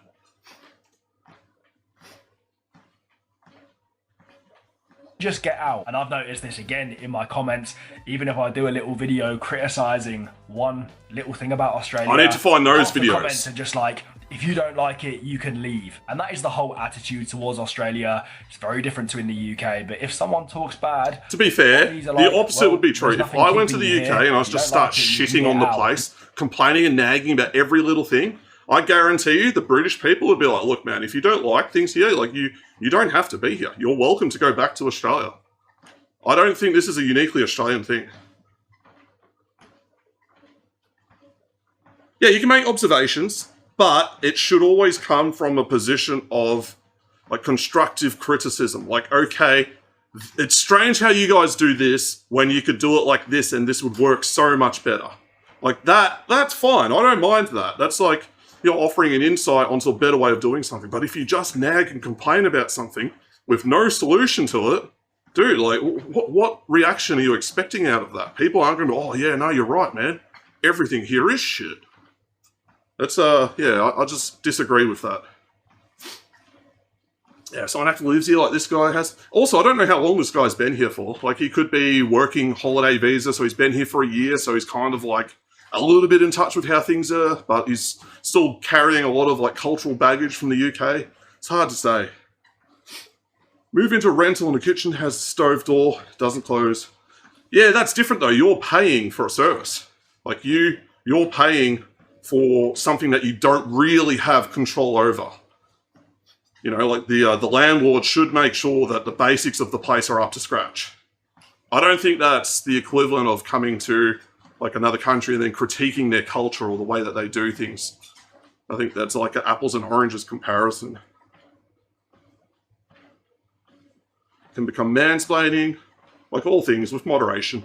Yeah, moderation, but also I think it's like where it comes from. Like, why are you complaining about something? Because to my knowledge, a lot of British people, they love to complain. It's like their favourite thing. It's like the national sport over there. They just love it. So you got to understand that. Like, they're going to complain about things here too. It's just ingrained in them. It's what they do. It's not necessarily malicious. They're not necessarily coming from a bad place. It's just, you know, it's just what they do. And yeah, I just still think, like, if you're going to complain about something, you better have a good solution to it. Otherwise, you're just dragging everyone's vibe down and nobody wants to hear it.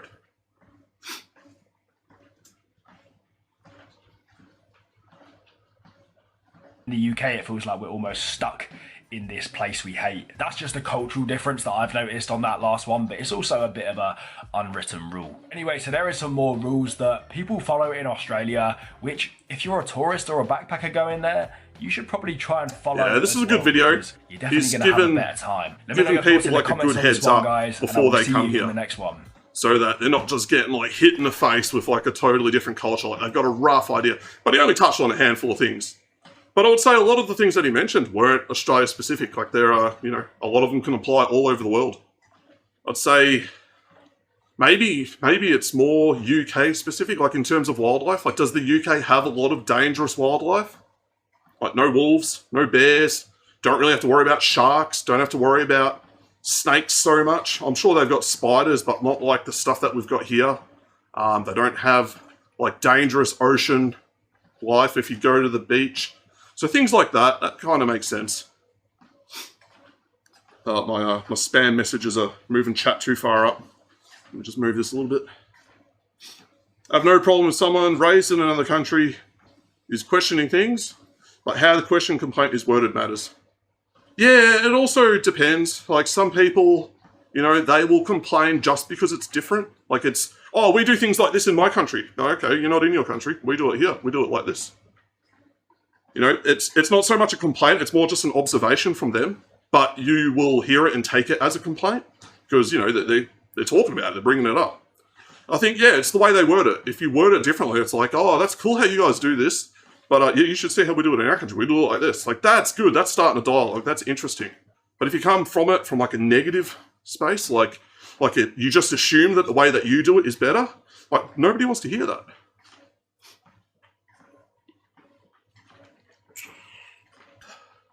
Dude, I've done it too. I've been in countries and like, it's very easy because the contrast in culture is so stark and obvious to you. It's so hard to like put it across in a positive light. Like often the best thing to do is just say nothing. But yeah, just take some time, think about it. There's usually a way to sort of describe it a little bit differently. And often there will be things that people just aren't aware of. Like it's done that way because, you know, there's like this law or regulation that's forcing everyone to do it like that. So that's why people do it.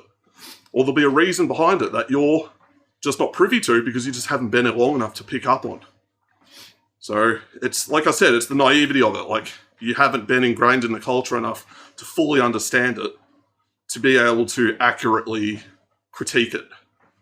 So the critique comes from a position of ignorance often. And that's what people don't like. That really irritates people. All right, let's roll this one back. All right, so we've got a nice depressing video to jump into now. I'm burnt out, and so is everyone I know. And this guy looks quite young. It looks like he's maybe early 30s. So my experience with burnout is like I experienced like burnout from my career as a web developer. 2019 is when that hit, like before COVID. So I was struggling to just get work done in 2019. I would open up like the file editor, and it was just very difficult to even get anything done. And it took me a while to realize, it was other factors in life that had dragged me down, and it sort of sapped the motivation to do it. And then COVID hit, and it's like throwing fuel on the fire. So that was a whole different thing. So I've got a bit of empathy towards this guy. Things are definitely not easier now. I think the gap between the have and have-nots has been like spread even further. And depending on where you are and what career you've chosen, like you're basically getting rug pulled by AI, and there's the cost of living, and there's all these things going on. So it's very easy to burn out these days. And curious to see what this guy has to say about it. Well, Zennials and Millennials are burned out. Yeah, we are. I fully believe that. There's a lot of people that are just living week to week. That, it's their family that keep them going. They've got a responsibility to them, but they're not making any headway. Like, look how many people are just paying off a mortgage where it's interest-only payments on their mortgages. And they've been doing it for years, right? So they're not even paying off the principal amount of the mortgage. That's staying the same, and they're just knocking off the interest rates. And it's like, they're not doing it because, they're trying to be smart. And, I've got more cash flow, blah, blah, blah. They're doing it because they can't afford to do it the other way. Their income hasn't risen enough. The cost of living has, and they don't have that extra money to actually knock down their mortgages. So I've got a feeling this guy's American. I don't know where he's from. But is he filming 4:3 ratio? Looks like he is. So maybe he's filming this on like a camcorder or something. Anyway, let's find out. American. Maybe Canadian. I'm burnt out, and so is everyone that I know. I don't think I've properly rested in the last couple of years. And the thing that's really starting to hit me is I'm starting to hear it in everyone that I know. At work, there's always been this like running joke, and it's been like this ever since I started in construction. Somebody will do something, and, you'll joke that they'll get in trouble, and then you say, I hope they fire me. I could only be so lucky. He looks worn out. Like he's got these strong wrinkles in his eyes, or on his forehead. He hasn't really got like bags under his eyes or anything. He's resting well. But you look at this guy, and he's not like a relaxed dude. He looks tense and wound up. And I saw something the other day. Is like the construction industry. Like you've got these dudes doing heavy infrastructure projects, and they're saying, "Man, we're doing all this work, and we can barely afford to live in this country. Like something is wrong. Something's not right. Like if we're working this hard and we're doing this skilled of a job, we should be like compensated as people were in previous generations, and we're not. People are they're catching up to this sort of stuff."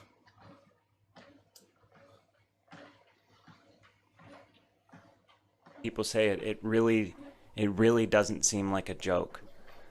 Like, people want to be fired these days, I swear, just so that they can have some form of reprieve and they can relax in a way.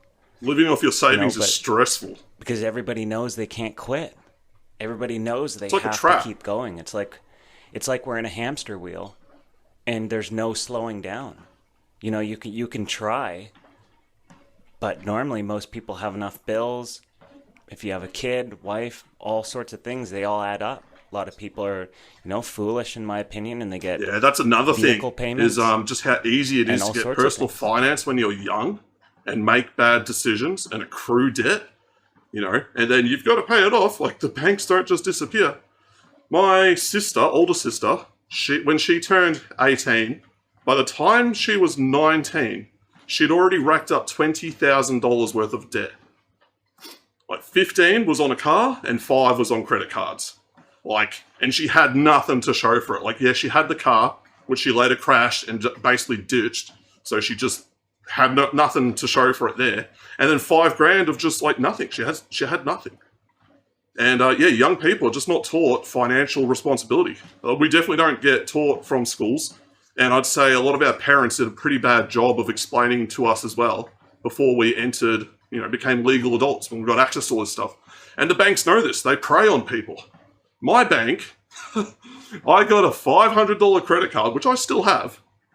And I think it was like a month or two after I had it, they sent me a letter saying, look, you're eligible for a $37,000 credit increase. I'm like, what? What is this? In what world would I ever want $37,000 of credit at a 20% interest rate? Like, you're insane. So I just ignored it, and I've still got that $500 limit. How you going, Duke? Oh, dude, I was joking around this morning because I stayed up quite late. I watched Viceroy's stream, and then Luke had just started. Luke was very tired. He's doing one of the early morning streams today. So I was joking to him as I was saying goodbye. I said, yeah, I'm just going to head off now. I'm going to go sleep in my nice, warm, comfortable bed and get a very good night's rest. And then I woke up and I had this searing pain from my neck down to my shoulder because I must have slept weird or slept on it like in the wrong position. So it's just instant karma. That's what I get for talking shit and just being a bit of a dick. You're pre-approved for 50K. Yeah, exactly. From your bank. Yeah, oh man, they would love to sign you up to that because that's 50K at whatever the interest rate is. And they're just so quick and easy to hand out these like loans. Not necessarily loans, but lines of credit to people who just haven't proven that they're responsible enough to handle that line of credit yet.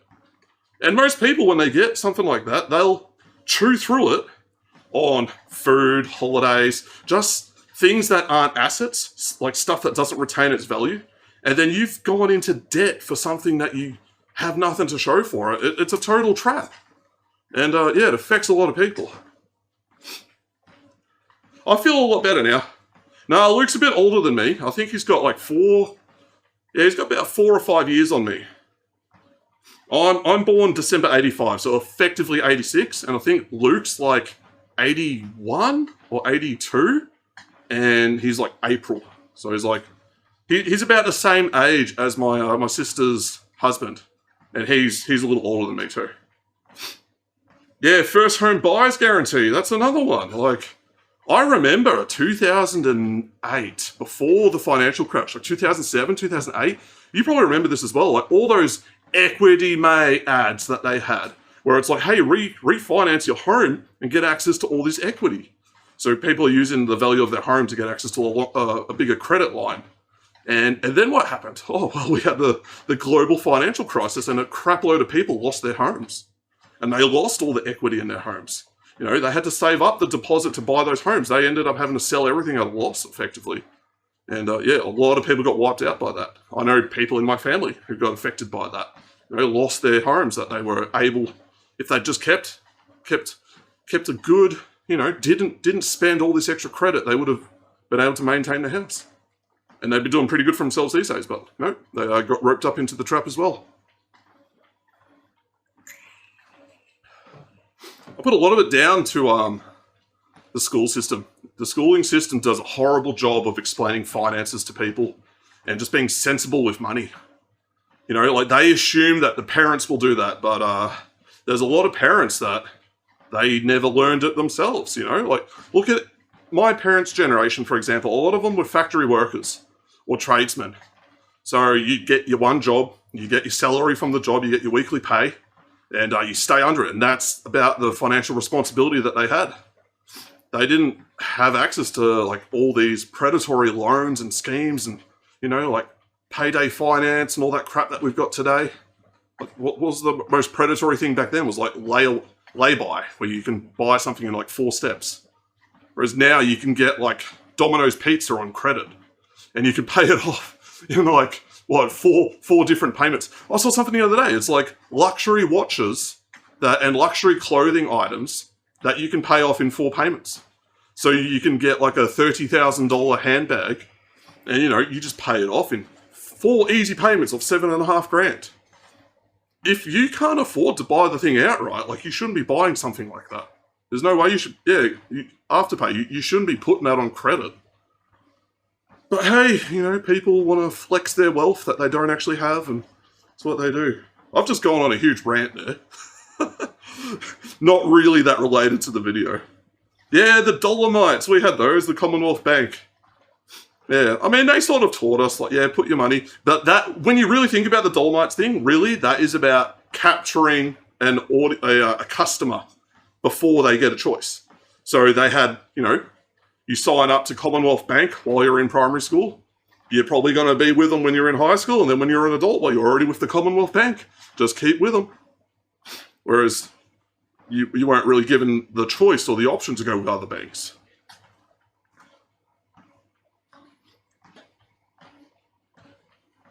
But they know that they can vehicle payments and all sorts of things. But they know that they can't stop. So you just have to keep going. But I think collectively, we're all just absolutely burnt out. And I think it's really like a magnitude of reasons. I think a big one is just never getting ahead. Say over a 10-year period, say you made, 600,000 in a 10-year period. Maybe you make 60,000 a year. Yeah, no, it gets so 600,000 eaten away. Years, that number seems just pretty cost big. Of living. You think to yourself, I made $600,000. But then when you go into your bank account and say you're $10,000 in debt, your credit card has money on it. I mean, how are you supposed to feel?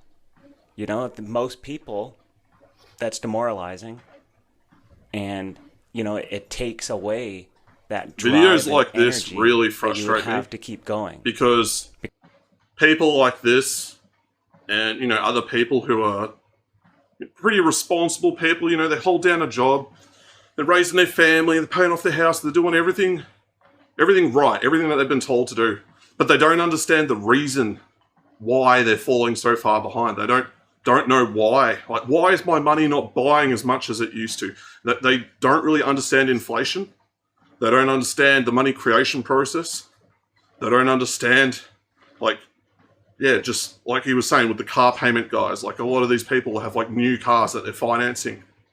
They don't understand that you're taking out a loan at an interest rate to buy a depreciating asset.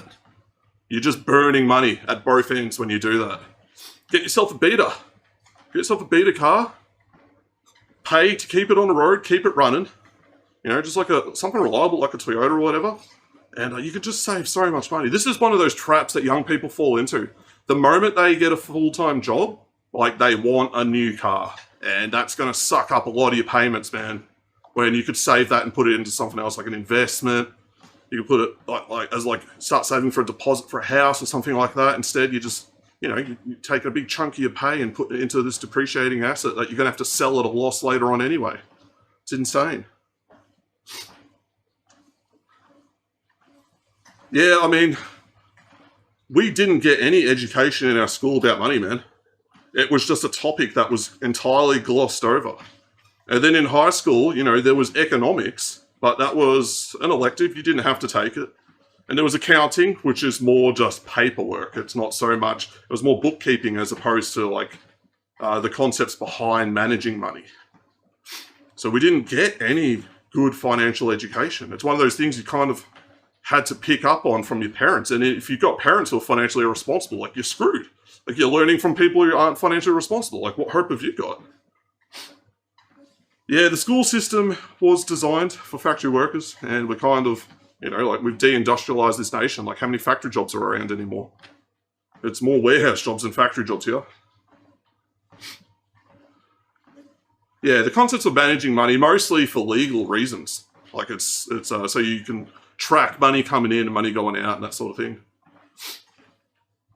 I knew a guy, he was doing an accounting degree, and he just picked up a bookkeeping job before he'd even finished his degree. He just dropped out and did that instead, which I think is insane. You've already put 3 years into it, man. Just finish it off.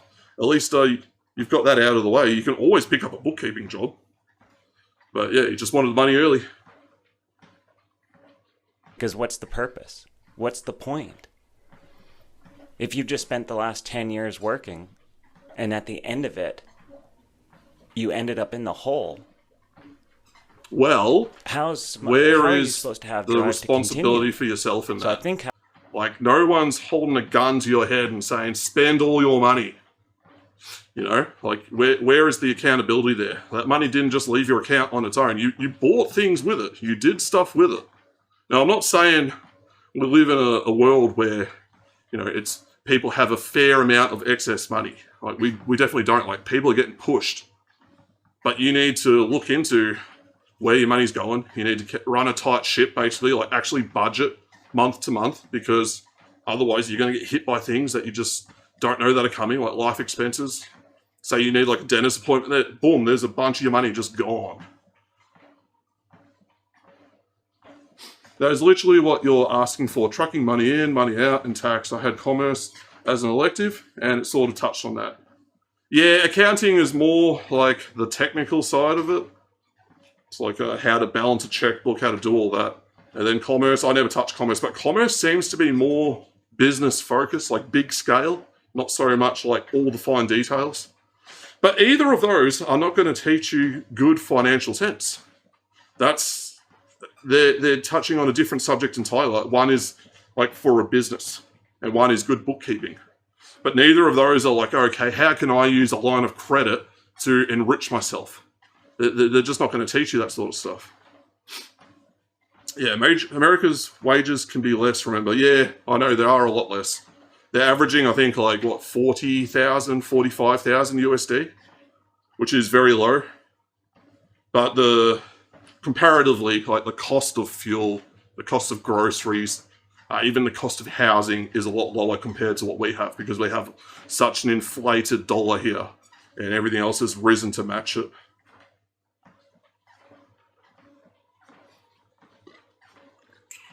What concerns me is this type of video, like the hardworking guy who's just getting frustrated that he's not getting anywhere. It's not that they're getting popular, it's that there's a large volume of these types of videos coming out, and it's almost like a way for these people to vent, because who else is going to sit and listen to them complain about this stuff? Like older generations, they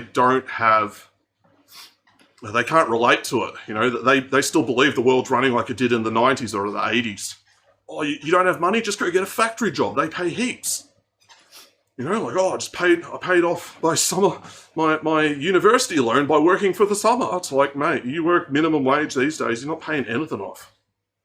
You'd be lucky to get anywhere. Yeah, that too, doom posting. So there is a motive for it. A lot of these people, you know, bit of a misery guts, they push the same thing.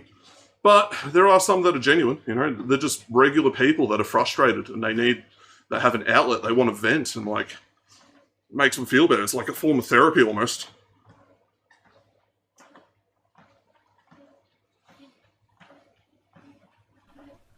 how are you supposed to have drive to continue? So I think how it works is it's a slow mental drain.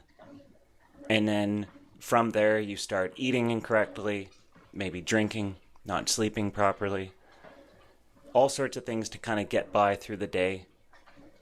And yeah, that's true. Then it starts actually becoming There's a physical toll on your body. A lot of people use substance abuse to sort of cope with how they live their lives. And this is nothing new. It's been going on for years, man, like alcoholism. But now it's like drugs are getting in there too. There's a lot of dudes on like meth, like functional meth users. You know, they hold down a job, but they're hitting the ice pipe on the side just to get through things. Or people are just perpetually stoned. You know, like the first thing they do when they get home from work is hit up a bong, and there's so many different ways that people deal with just getting screwed over by the system that we're in. And most of them are detrimental, which is sad. Yeah, there's a lot of people like this. I get videos like this on my feed all the time, and I check them out from here every now and then, just so I've got like my ear to the ground, like what the average person's sort of feeling. But is it the average person? It's hard to say. You know, it's basically anecdotal through an algorithm.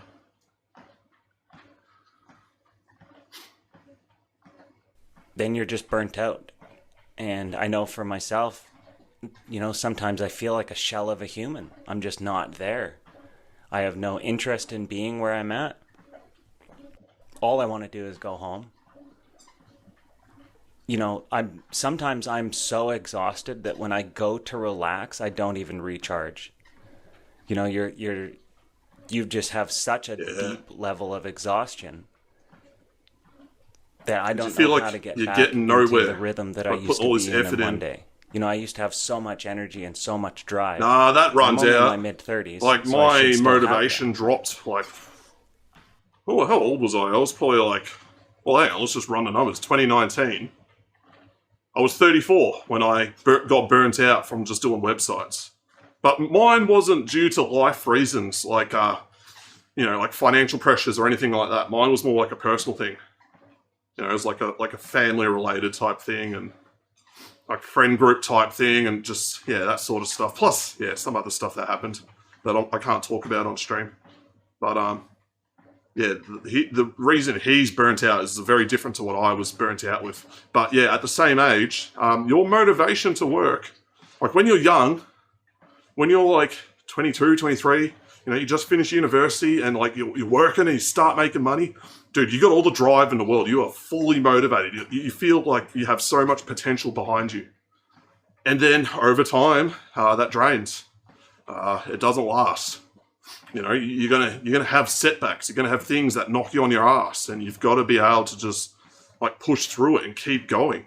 Like you don't have a choice. Like you got to put food on the table. So yeah, it's just one of those things people don't warn you about, and I don't want to. It's also like I don't want to warn young people about it because you kind of like yeah, it's cool to see people that are young and motivated and really keen for stuff. Like you don't want to come along and just like rain on their parade. It's like. Enjoy it while it lasts. It doesn't last forever. But, yeah, like, it's a cool thing while you've got it. I wish I had the motivation I had in my 20s. Now, like, that would be amazing, but I don't. Life has stripped that from me, so I've got to find a new way to be motivated. Yeah, 30s, I mean, your body is older, but I didn't feel any worse in my 30s than I did in my 20s. I actually felt better in my 30s than in my 20s because I'd been going to the gym, I've been doing cardio, which, you know, for most of my 20s, actually, yeah, basically all of my 20s I'd neglected. So I felt way better in my 30s than I did in my 20s. You know, your body doesn't really start shitting itself until like your late 30s. And that's if you've been abusing it a lot. Like you can pile on the weight in your 20s and you can knock it off by your 30s and still feel pretty good about yourself. But yeah, there's other things that can happen. You can have like injuries that just follow you for your life, and that's a different type of thing. But in the most part, like if you're in your 30s, like people like to say 30s is unk status. Nah, man, you're still fairly young, fairly fit. You can still bounce back. You can still do a lot of stuff. I don't like this whole like, oh, you're washed after 25 mentality. That's so bullshit. And not just because I'm old. Like yeah, I'm in my 40s, but. I'm talking from experience of when I was 25, when I was 30. Like, I know how I felt. You're not washed.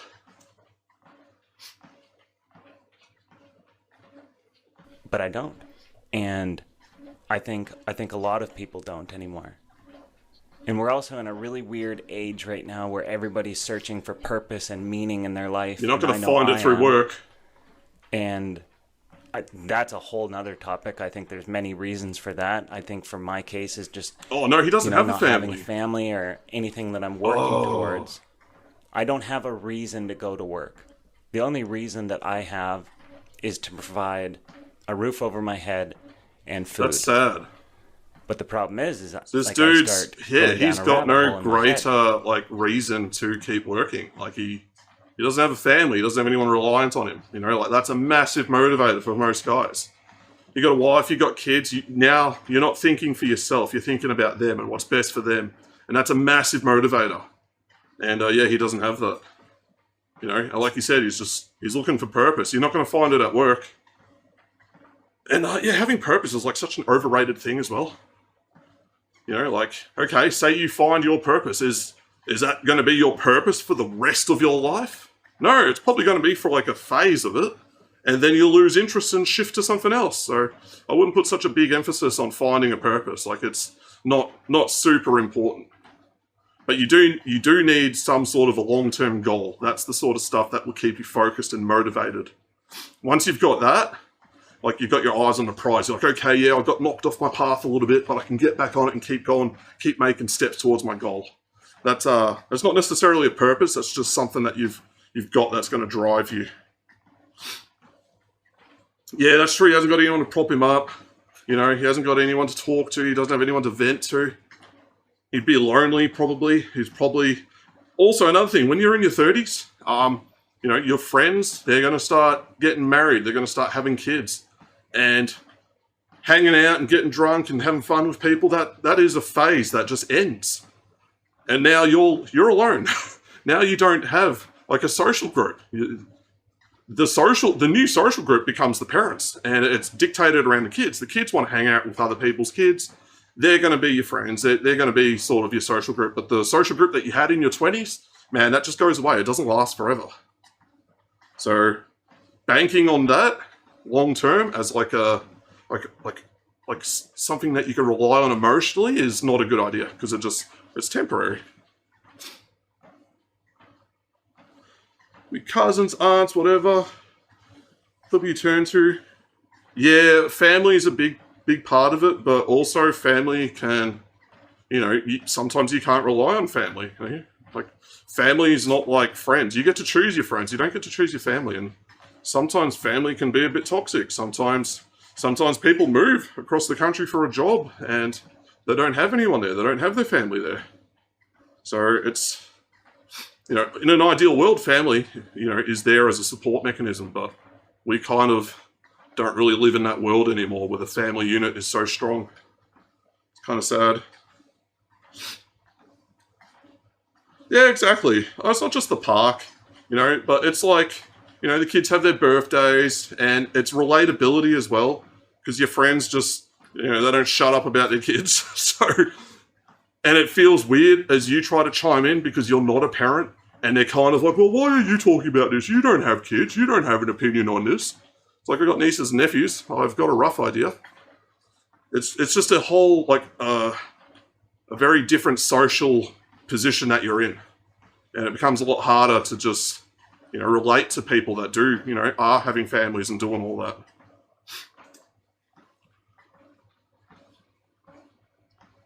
Because if I don't have a wife and kids to support, I could make way less than I am and still have that roof and still have that food. Now, mind you, I wouldn't be planning for the future. But at the same point, if I'm just utterly burnt out, Yeah, dude needs a new job. what is that future even going to look like when I get there? Because if I keep going down the road that I'm going currently, there's going to be nothing left. I may still physically still be alive and still be there, but, you know, at that point, am I going to have any interest? Well, the question is, why do you or not have or interests passion and to do hobbies and a anything? passion now? I'm sure you had them in the past. So what did the burnout sort of like destroy your drive to be involved with those sorts of things? Destroyed your interest in those? Because I get that. That happens. Like, you can get depressed and, like, you just lose interest in everything. All the things that you used to enjoy doing, like, you just don't care about anymore. Now it's just, all you care about is getting rid of that feeling in your head. So, yeah, that's understandable.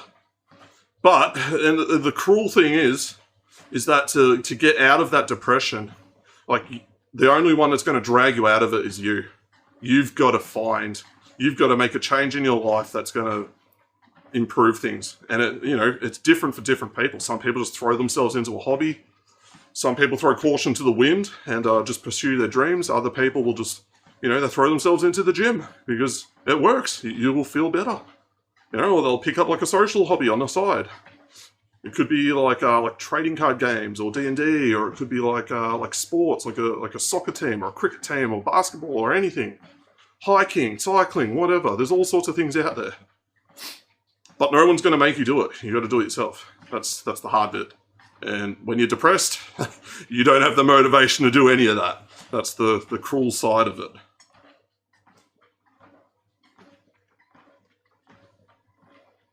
Probably not. Hobbies or passion to do anything? Probably not. Nothing wrong with that. I'm introverted by nature. And, if somebody invited me to go do something, there's a big part of me that wouldn't want to do it on a Saturday. Because I know that there's that small, even like a family thing, like going to see family. I love to see my family, but there's times where you're just like, man, all I want to do is relax. Like I just get 2 days. Yeah. And now I'm going to be busy. The Monday to Friday grind is hard. And you know that. So before you even go and do something, the future burnout is already nagging at you. And, that's a problem that I battle with all the time. And then I start to think, like, what is it actually costing me?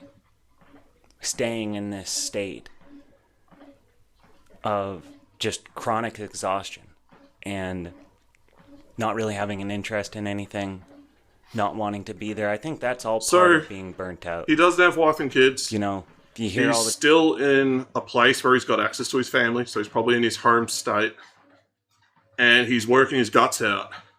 That he should at least have some sort of money set aside that he can, use to chase after a hobby and enjoy yourself. Because if you're just working your guts out all the time and you're not getting that reward, the money's not the reward. The money is intermediary. It turns into the reward. You need to actually use it. If you don't, then you feel like you're just working for nothing. This is why people love shopping so much, because then they get the reward. That's the reward from working. We've got a weird society these days. Like the human brain, like you think caveman brain, like you're going out and you're chasing down an animal, you're getting food, right? Like you're on a hunt for food, and that's work, it's effort, and you get the immediate reward. You get the animal, you turn it into meat, and you eat it. There's your reward. But these days, you go out, you work, what do you get? You get like a little number that changes in a digital bank account. You don't feel like you've gotten anything. You only feel like it when you take that and turn it into something that you want.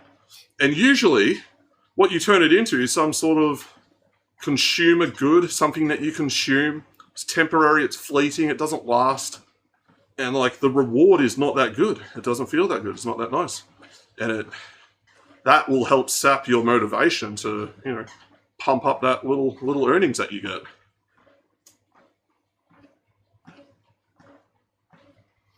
Time that a lot of people are losing interest in a lot of things that they used to love. No, this is true. But maybe that is just there's a lot of hobbies that are just dying off. Energy to go and do those because things. People can't afford it, or they don't have the time for it. I work 10 hours a day. I got to get ready for work in the morning, and then when I get home, I got to walk my dog, and I still have chores to do. So there's not really that much time in the day to go and do those extra things. Yeah, after work you're just drained. You don't have to go do it.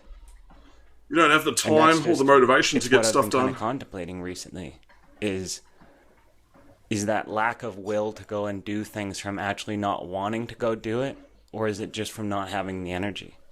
And then what is taking that energy from me? Is it lack of purpose in life, of not having like a proper goal to work towards, other than just like a monetary number of, I can retire if I'm able to save $1 million over the next 40 years. Like that does nothing for me. I can't work towards that consistently and just spend my whole life doing that.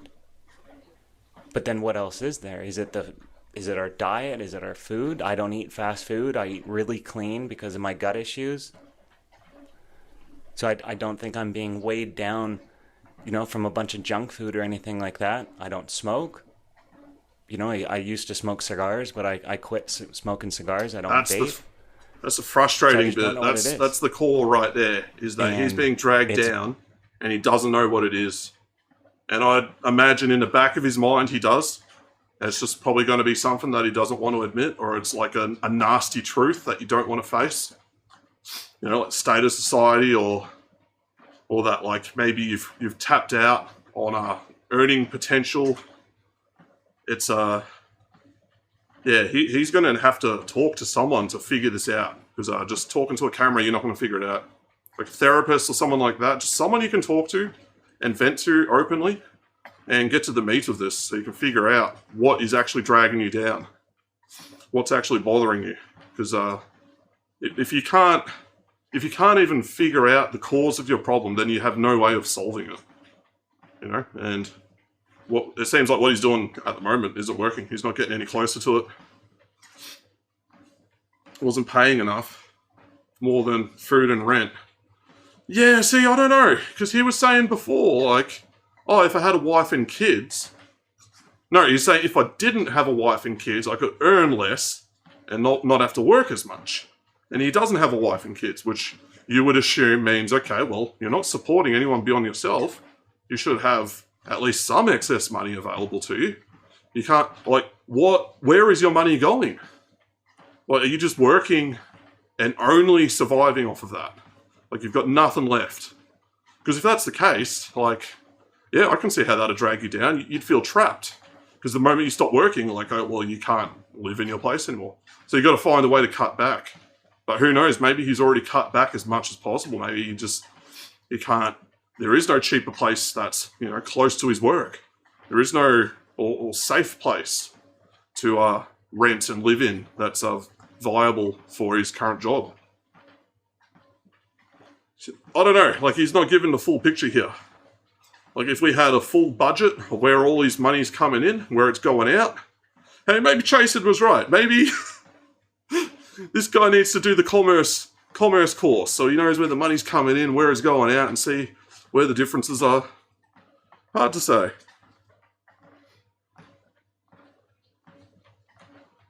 Extremely pervasive. I can't get rid of it. I can't get rid of this, like, chronic burnt out feeling that's deep inside. And that's why I'm hesitant to just immediately go and switch careers. I've seen that. People change jobs that's and just going to follow me to the next job. Doesn't fix things. You know, I could just quit construction, which a lot of people have voiced the opinion would be good for me. And I agree. But like I say, I have this fear that I'm going to go into my next line of work. Well, something's got to change. I'm just going to be just as burnt out, and it's just going to follow me. It's almost something I think I have to kind of tackle and, like, overcome as I'm rebuilding my life and formulating it. Or maybe I'm wrong. Maybe you just need a lengthened amount of time off with a change at the end so that your life is different, and maybe that kind of stokes the fire inside. This goes back to what he was saying at the start, where the guys are joking about hoping that they get fired. It seems like he's not taken agency over his own life. Like, you need to make the decisions to make your life better. No one's going to come along and force it on you. But yeah, the little anecdote at the start was that exact situation. It's like someone's forcing you out of the situation you're in. Okay, now you've got to deal with things. Now you're forced into action. Whereas he seems to be just going through the motions week by week. Nothing's changing. He's getting frustrated. Well, you've got to change things, man. No one's going to do it for you. Physical burnout from a physical job will make it harder to overcome the emotional burnout because he doesn't have the energy physically to spend on going out somewhere to do something. Yeah, that's true. That's the risk that you get in the construction industry is it pays good early on, but what you're paying with is your health long term. And, you know, there's no old bricklayers out there. They don't exist. Bricklaying's a young man's game. And a lot of construction jobs are like this. You need to progress through your career so that you're managing people doing the job that you were doing. You got to be the guy landing the jobs, handing them out, and then just skimming off the top to pay to run the business. And you can't do that if you're just working, you know, you're just doing the trade the whole time. Well, there are people that have done it, but these are more, you know, they're not so harsh on your body type trades like electricians. You know, I'm not saying electricians are an easy job, but in terms of trades, being an electrician is a much easier job than, say, being a boilermaker or somebody who digs ditches or like a carpenter. It's not as physically taxing. But yeah, that's the nature of the work. It's what comes with it. Like, if you think that you're going to be able to work a physical job from, say, 18 or, you know, let's be generous, say 25 to 65, like, you're insane. Your body is going to break down in its 40s and you're not going to be able to do it. So you've got limited time to take your knowledge, your money, and turn it into something else. Either, yeah, like I said, managing, building up your own company, got your own client list of people in that trade, or you take it and put it on something else, like start a business with something else, take a bit of a risk. But yeah, to do it long term, dude, it's not going to work. There's no old bricklayers, there's no old tradies. You know, they all run businesses. There might be the few guys here and there that do it, but yeah, life is going to kick them out of that job. You know, the human body's not meant to work like that.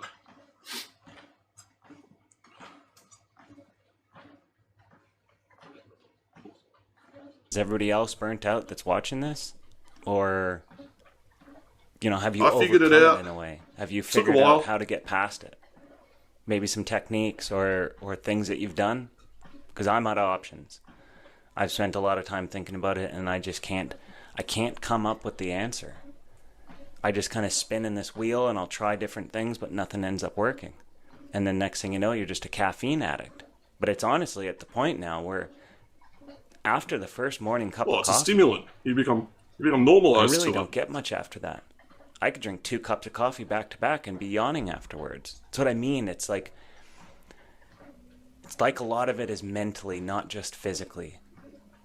You know, you think if you're No, he's physically got tired, a different caffeine type of will kinda pull you tiredness. out of it, but it doesn't. So, anyways, let me know in the comments what you guys think. And Let's if have a you quick like the look at the videos, rest of his like and channel. subscribe I want if to you're see how still many watching it. of his videos are. Like, does he have anything positive on his channel, or is it all just negative topics? You know? Let's find out. Yeah, I never got depressed from caffeine. To me, caffeine is a stimulant. Like, if you haven't had it for a while and you take it, you get like a boost of energy. You feel really good. But then if you keep using it, you keep consuming it on like a regular schedule, like you get diminishing effects, and then it just becomes your new normal. So you got to cut it off and use it sparingly. It's like energy drinks. Like, I don't take energy drinks anymore. I used to have quite a lot. And I had chest pains one night, and I'm like, we're not touching this shit anymore. We're done. No more. Now, I don't know if it was from energy drinks. I didn't have a lot. The most I would have is 2 cans a day. So 2 times, 250 mil, which is like 500 mil. So that's like 1 big can. That's the most I would have on a day. But yeah, I feel a lot better not having it. You don't get that like energy rush that you have from drinking it, but I don't know, it's more like you don't get that burst of energy, but you have a more prolonged energy over time. So I prefer it. It's a lot better without. Anyway, back to checking out his vids. How many of them are just depressing topics? Nobody's home, running on empty, just surviving. Neither side won, 0 matches, not playing. Yeah, this guy is using his YouTube channel as like a way to vent. And he's being reinforced for doing it because he's getting views. Now, you know, I'm not one to judge whether he's genuine or he's grifting or not. You know, like, but if everything, like maybe this is just the niche that he's in. Maybe this is like a negative feedback loop that he needs to get out of. It's all the same stuff. Every thumbnail's the same. He's pulling the same face in every single one. Just like a guy that's dead inside. But hey, by chance, if he ever comes across this, like I was going through burnout in 2019, due to life problems, family problems, long-term problems, career problems, a whole bunch of stuff all mixed into one. And yeah, then COVID came along, threw fire on it, made things a lot worse. The few things that I still had going, like my work, that got torched. And yeah, that's kind of the equivalent of like those guys saying, oh, I wish I'd get fired because, that happened to me and I had to change things. I had to change how I was doing things for the long term. So I did. And I've got a lot more motivation now to make what I'm focused on work, career-wise, than I did back then. Now, I still do the work that I was doing back then, but I don't do it as intently. I don't do as much of it because I know long-term that doesn't last. So for the record, I was a web developer. I still am. Build websites mostly for small clients, small businesses. You know, like from brochure websites to full-blown shops to like custom builds, API integrations, that sort of stuff. But I don't do a lot of that anymore. I do a lot of small website jobs just for people that hit me up. And yeah, I've focused on something different now. And my thinking is AI is just going to destroy the website industry. Unless you're really at the cutting edge of it, you will get left behind. And as far as I've seen so far, that seems to be true. People don't place as much value on having a website anymore. They can get by with just social media pages. If they do want a website, they can use Squaresoft to just throw one together very quickly. Or they can have ChatGPT literally spit out the HTML pages and have like a really basic site up and running. Or you can use Claude and have it build like a full-on WordPress site for you. But the average person, you know, the way I made my money, that source of income is, you know, a lot of it disappeared due to COVID, but also technology's made a lot of it go away too. So, you know, the writing's on the wall, like get out of that industry, find something else. And for me, like I never wanted to be a website developer. Like I graduated university and we had the global financial crisis, so I was looking through what jobs were still available, and the only jobs still available were website jobs, so that's what I went after. It wasn't something that I ever had a passion for. It wasn't something I ever really cared for. It was just a way to pay the money, and it paid good, so I was happy to do it. The pay's gone now. It doesn't pay so good. The jobs aren't there, so yeah, I'm shifting my priorities onto something else. But yeah, that's what gave me the motivation. It's like, okay, I'm not trapped in this situation. I can take control of it and I can do what I want with it. I'm going to do that. And that's how I got out of it. So who knows? Hopefully this helps you and other people who are watching this video. And since I never do this, yeah, if you've watched to the end of this, yeah, chuck us a like and a subscribe. I've got a bunch of other videos. I cover all sorts of topics. And yeah, if you want to see more of it, yeah, do that. All right, there we go. There's the cringe YouTube stuff out of the way. Oh, my legs are getting a bit sore. But yeah, I mean, this dude there's a lot of just, you know, he might just be like doubling down on this niche. He might be hamming it up. He didn't give enough detail to really like analyze and try figure out like what needs to be fixed in his life. So, hard to say. What else have we got in here? Nothing but long videos. Importance of all, I might save a few of these for another time, when my brain's a little bit more fresh and my legs aren't so sore. But if anyone in chat has a video they want me to check out, you know, something like around the 10 to 15 minute mark, I'm happy to take a submission and watch that. Otherwise, I might wrap up. I need to have a shower, grab something to eat, drink, and become human again. Yeah, I mean, he's getting like, what, 3K, 4K per video? That doesn't pay much. I had a video, I mean, that doesn't even grow your channel much. I've got a video at the moment, it's on like 4,000 views, and I think I've pulled about 30 subscribers from that. So, you know, that's not that exponential growth that's going to let you be like a content creator to escape or make like good money. But yeah, these channels where like people are just, you know, they're like moaning about life and complaining about how hard everything is, how bad things are, etc., etc. They're everywhere. I'm seeing them pop up all over the place. And it's not just, you know, because I watched one and the algorithm's feeding them to me. Like, I see them just regular, like, in the feed before I even watched any of them. So that one drew me to it because you specifically mentioned burnout. And I thought, oh, it's going to be more about career burnout. Like, I'm going to have something to relate to that. But it didn't seem to. That was, like, very, like, surface level that he delved into it. And he was talking about a bunch of other stuff. I got some cool videos in here, but, you know, like, this is a long one. It goes for half an hour. That'll take me an hour to get through. What do we got here? Similar to Tweedle vid. It tells us about Australian rules. All right, cool. I'll bring that up. I wonder if the link, if it's going to work properly. Yeah, look at this. It opens it up in OBS, in its own browser. This is so weird. Why is my OBS doing this? And, like, I have to actually click and highlight to copy it. I'm going to figure out why it's doing that. I don't like that. Should be doing that. Should just be able to click it and open up in here. But that'll be something I'll figure out later. Alright, what's this about? It's like Australian culture. Tweedle. Oh, is this? There's a reason Australians can spot tourists from over 100 metres away. Stop talking, it's not buddy. the accent, it's not the clothes, it's the unwritten rules, like what you eat for dinner, there or we the particular go. way you like to He's say got a bit of a thank friendly you, or Geordie's even looking how face you there. behave when... Yeah, Sam Ford. I had this in my... yeah, this popped up in my feed today when I was scrolling through videos. I was looking for stuff to add to watch. This was one of them. I don't think I added it. I've got my new playlist here. Is he in there? Nah, I didn't add it, but I definitely saw the thumbnail because I recognise his face and the name. So, 10 Rules You'll Break in Australia Without Knowing by Sam Ford. All right, we'll bring this right back to the start. So he's a British guy. I don't know what suburb he's in or what state he's in. Because, yeah, we actually have, like, different social rules depending on the state that you're in. Very subtle. They're not big. Like, what's normal in one place will be a little bit different in another place.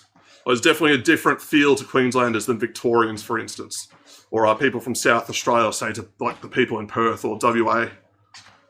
But, yeah, let's see. I think this guy's British, and let's get his input on these rules and little social faux pas that he may have made. Yeah, he's in Brizzy. Okay. All right, let's find out.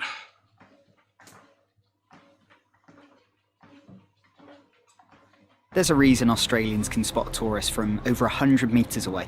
It's not the accent, it's not the clothes, it's the unwritten rules, like what you eat for dinner, or the particular way you like to say thank you, or even how you behave when someone says to you the word "onya." So these are the 10 secret rules that most tourists break without even realising it, and if you want to fit in and not get awkward stares like I did when I got would here, say, then this is your if you're here as a G'day, tourist, neighbour. don't try to fit in. Like, just unapologetically be yourself. You're going to have more fun than trying to pretend you're a local. Because if you're trying to force and pretend that you're one of us, like, people are going to come down on you harder than if you're just, I'm a tourist, I'm here for fun. Like, people don't like being deceived. So, yeah, just take that with a grain of salt. Your palm. Of course, these aren't actual laws. If you break them, you're not going to get sent to jail, but they're just things that are either frowned upon or a bit awkward. So in this video, we're going to learn a few things. We're going to laugh at a few things. No, it's and fine. Let's get into It's number fun. one, which is swearing But for no reason. depends it where. has been a stereotype for decades now that Aussies, You know they will what? just throw out I've the seen most A extreme lot of profanity vlogs in the because UK, you know, like behind the scenes, that sort of stuff. My gut tells me that the British people they're more cavalier with swearing than we are. Like, if you're among friends, you know, like, yeah, you'll swear a little bit, but around children, like, people kind of hold their tongue. If you're in public at a restaurant, people hold their tongue. Even if you're at a bar, like, most people will try not to swear their heads off. I don't think it's as casual and as, you know, commonplace as people kind of make it out to be. But that could just depend on where you are and the type of people that you're around. If you're in a place where there's a lot of young men, like a working mining town, for instance, or yeah, like maybe like an outer fringe suburb with a lot of working class people, yeah, people are going to swear a bit more. But generally, in society, most people here are fairly polite. They're not swearing their heads off all the time.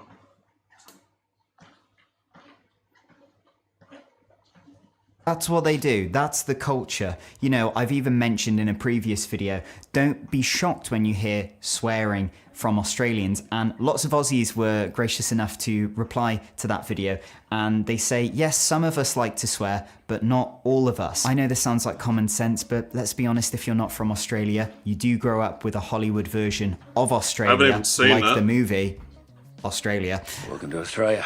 And you think, oh, that the one that's with how the the Paul country Kidman is in in the Darwin? 21st century. And it's just not. So read the room. It's contextual and it's strategic. you don't just walk into a new group of people and start throwing around the F-bomb and thinking that's everyone's weird, gonna no matter be where like, you go. oh, you're our mate now, come here, come here. So whatever you do, read the room. Don't think that because you watch that Hollywood movie about Australia where everyone's dropping the C-bomb that it's What cool to movie do. is this? It might not like, be. I and haven't might seen it really, because this is more like an internet, like rumor almost about Australia rather than like real life. Because I haven't seen it in a movie where the C word's being dropped left, right, and center.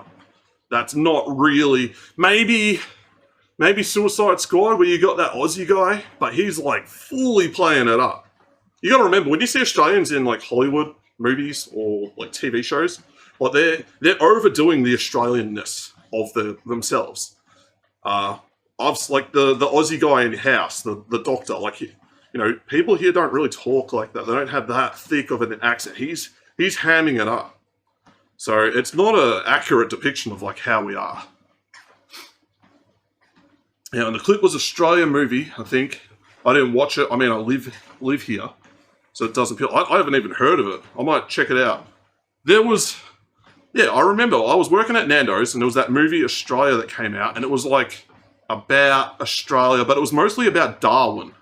It was like Australia during the war type era, which is like what? That's like 80 years ago? Like that's very far removed from Australia today. We're effectively an entirely different country to that. But yeah, I don't know. Maybe I'll check it out. I've got some movies I wouldn't mind watching that can go on the list.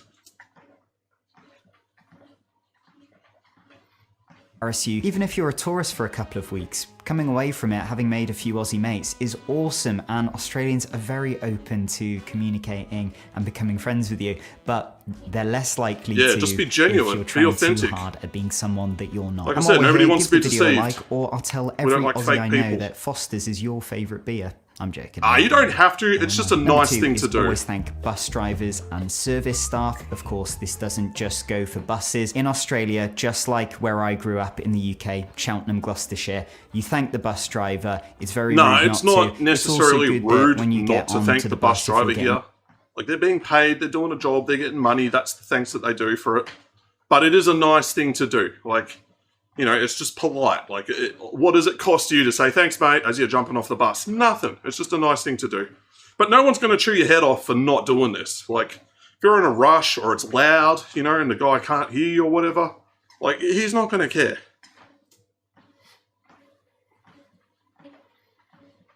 on from the front, you tap your card, say hello to the bus driver. If you get onto a very quiet bus and you feel like there's lots of eyes on you, especially Really? because you're in a new country, and I get it, it's a bit scary. It's a bit different you down feel here. like you've got the spotlight on you and all the local Aussies are looking at you and thinking, oh, that's a tourist, that's a tourist. Well, just like the spotlight effect talks about, this isn't really happening. It's generally in your head. And saying hello and saying thank you to Nothing the bus wrong with saying driver for hello or their whatever, service but is a really good I thing got to the do. bus every day for school, and when you jumped off the bus, not everyone said thank you or whatever. Like, you're just on your way doing your own thing, and then later on, you, like, getting the bus to the train station, etc. I saw plenty of people just hop on, like they put the ticket in, off they go, sit down, leave, no words spoken. Nobody cared. Nobody stared. It wasn't like a weird thing. It wasn't like, oh, how dare you not thank the bus driver for doing his job. It's like, yeah, you've got places to go, you've got things to do. Like, he's doing his job too, it's fine. It's not the end of the world. Maybe it's different in other states. I'm in Victoria. Maybe we're just more rude. Maybe we're just more uncaring towards our other workers. But it wasn't a big deal down here. I still don't think it is, but that said, me personally, I'll say thank you, I'll say hi. It's just part of my nature, it's just how I am. But I wouldn't feel weird if I didn't say it. If I'm having a horrible day, like, I'm not going to, like, pretend to be the bus driver's mate and like, oh, man, how you doing, blah, blah, blah. So we're like, yeah, how you going, man? Off I go. Yeah, it's not hard to say thanks, but it's not the end of the world if you don't. And honestly, if you want to fit in here, Aussies will think you're a bit of a legend if you do that. This isn't to say, though, that if you take the seat near the bus driver that they want to chat to you while they're working. No, keep some boundaries there. And the same goes for any of the passengers on the bus. They might not want to chat to you as well. And when you tap your card to leave the bus, definitely say thank you. It's really important to do. This isn't something that you just do on the bus here. You'll definitely do it on any domestic flights that you take in Australia. I never if you thank go to the cities pilot. where there's ferries, there's public Maybe transport. the stewardesses, I'll say thank you as I'm leaving. just as like a polite courtesy thing. But I'm never going to be like, hey, mate, that was a great landing. Thanks for getting me here nice and safe. It's like, you're getting paid enough. You don't have to deal with that.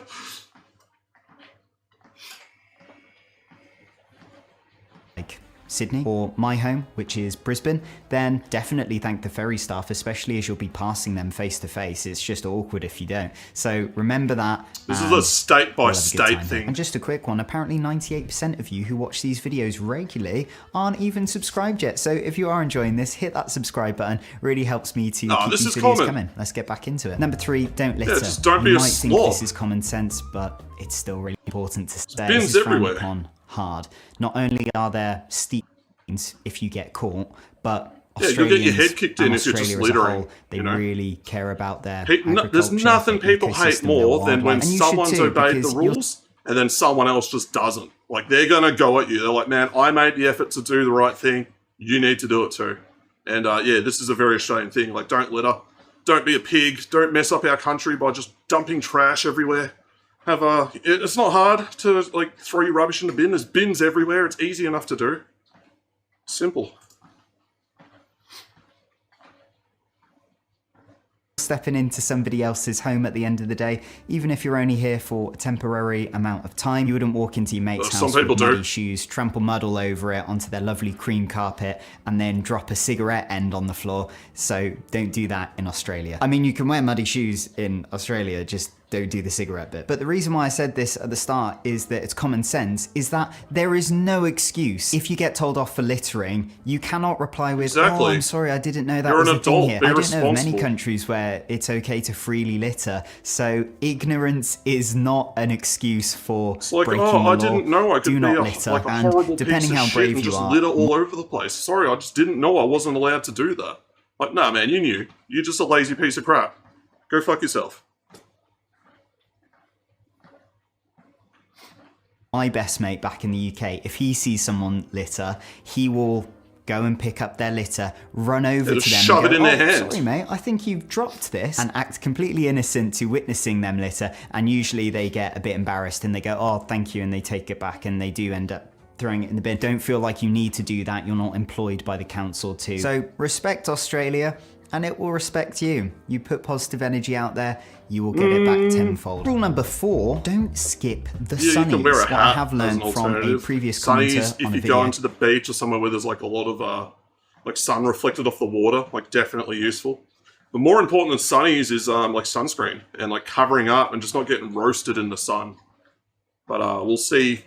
I think this guy's in Brizzy, so yeah, like much more like beach going, much more water frontage up there. Quite an important one. Hey, I swear sometimes, if I get angry.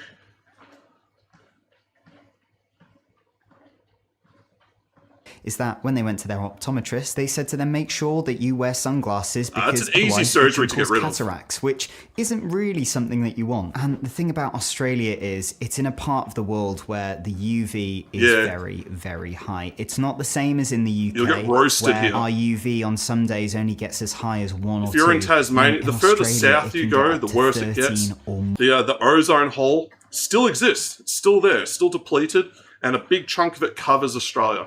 So if you're in Tassie and you're out in the sunlight for 15 minutes, that's all it takes, you'll get burnt. Victoria, like in summer, on a strong day, 20 minutes, I'll get burned. I specifically avoid the sun. I'll go out in the afternoons. As the sun's going down through the atmosphere, it dampens it. The UV is not as harsh then. But yeah, sunscreen, hat, sunnies, super important. Always do it. We have the highest rates of melanoma cancer in the world here, skin cancer, and there's a reason for that. So, yeah, take care of yourself. Yeah, slip, slop, slap.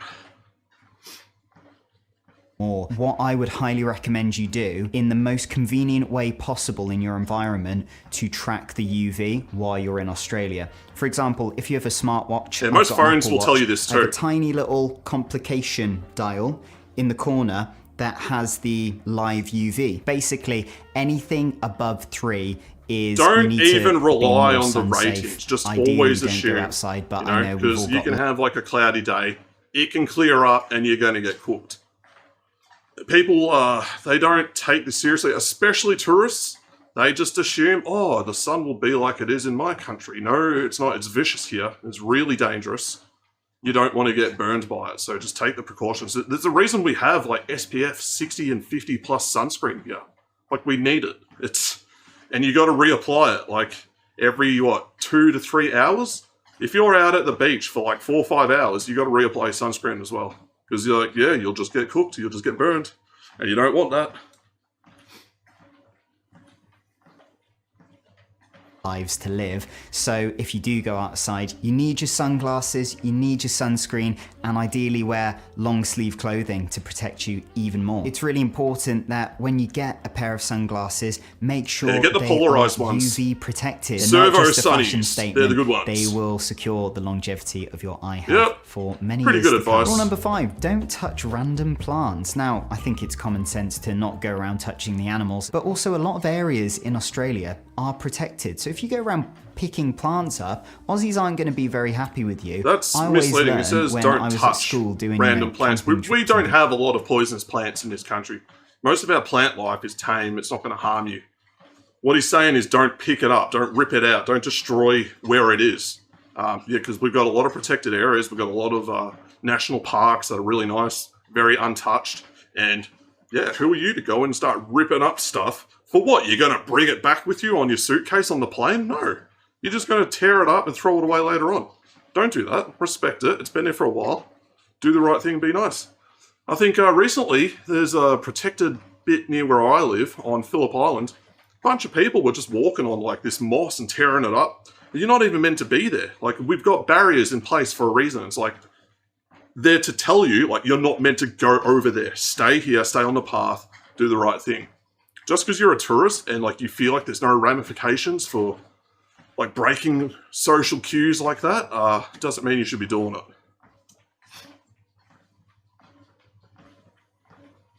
Things like that. The teachers would always tell us the only thing you should be taking from a place you visit is pictures. Also, many plants in Australia that are Really? horrible. Horrible in the sense of that they could hospitalize you.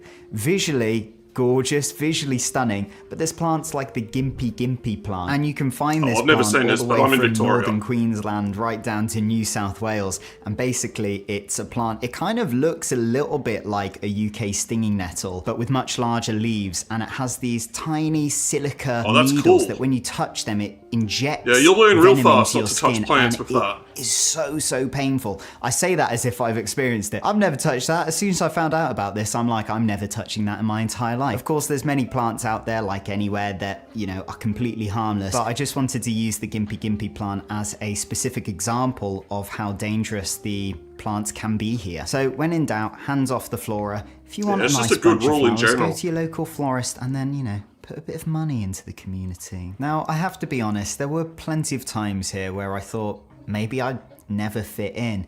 Felt like maybe I'm a bit too British, a bit too like awkward and stiff sometimes. It's also that sort of feeling of seeing, you know, like Aussie blokes talk to each other in their like He wants to really be cool one of us. Queenslander accents, and the conversation just seems to flow a bit more naturally. And You don't have to I'm be not the most masculine. masculine I'll man, give you a as little lot tip. of Aussies you like know. to rip shit on each other all the time. And the key to fitting in is don't get offended. Like, it's just part of the culture. It's how it is. If you get upset and offended by everything someone's saying, like, you're destroying the social harmony of that little group of people. If you can just give as good as you get, like, you'll be fine. You'll fit right in. Don't worry about it. If I'm being totally honest. So there were moments like that, but then I sit down with an Aussie mate. I sit down with, you know, Aussie relatives, or even like my mechanic who just did my service the other day, and they are so warm, they are so welcoming, and they're teaching me so much about not trying to force surface level small talk for the Yeah, just sake be of, you know, genuine. looking That's an polite, important thing. but actually connecting with someone But this, on a down-to-earth this is level, not unique to being Australia. actually interested in someone, Thanks to and the to me it advent of just the gets rid of... internet, and it's basically, it's almost like the primary way a lot of people communicate these days. Coming across authentic people who will give you their attention is very rare.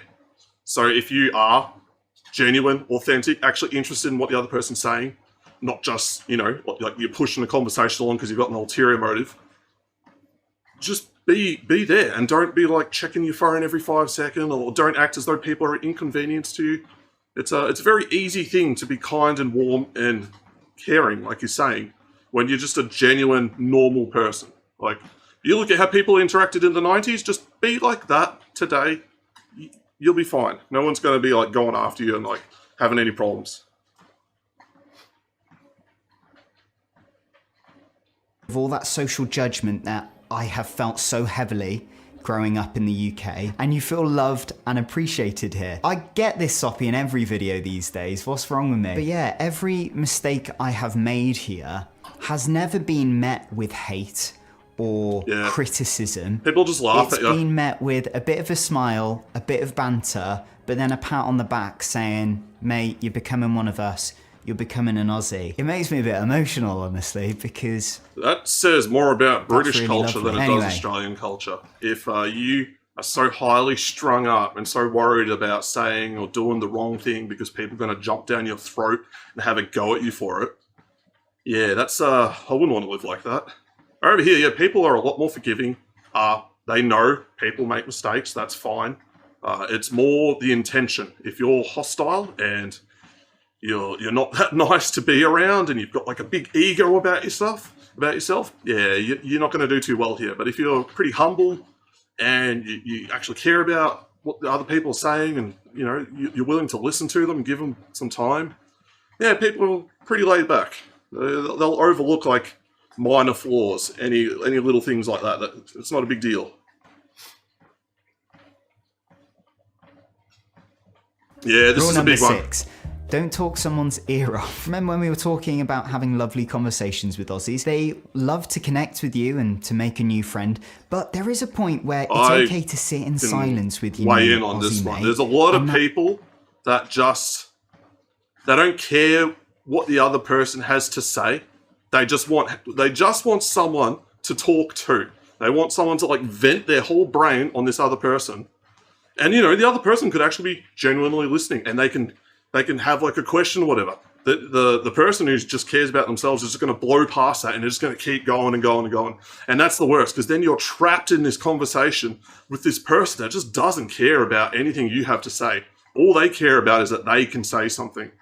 And yeah, escaping those situations can be a bit tricky. Sometimes you just got to be a bit forceful. Like, yeah, man, look, I'd love to stay in chat. I've got to go do X, Y, Z, whatever. I'm out. See ya.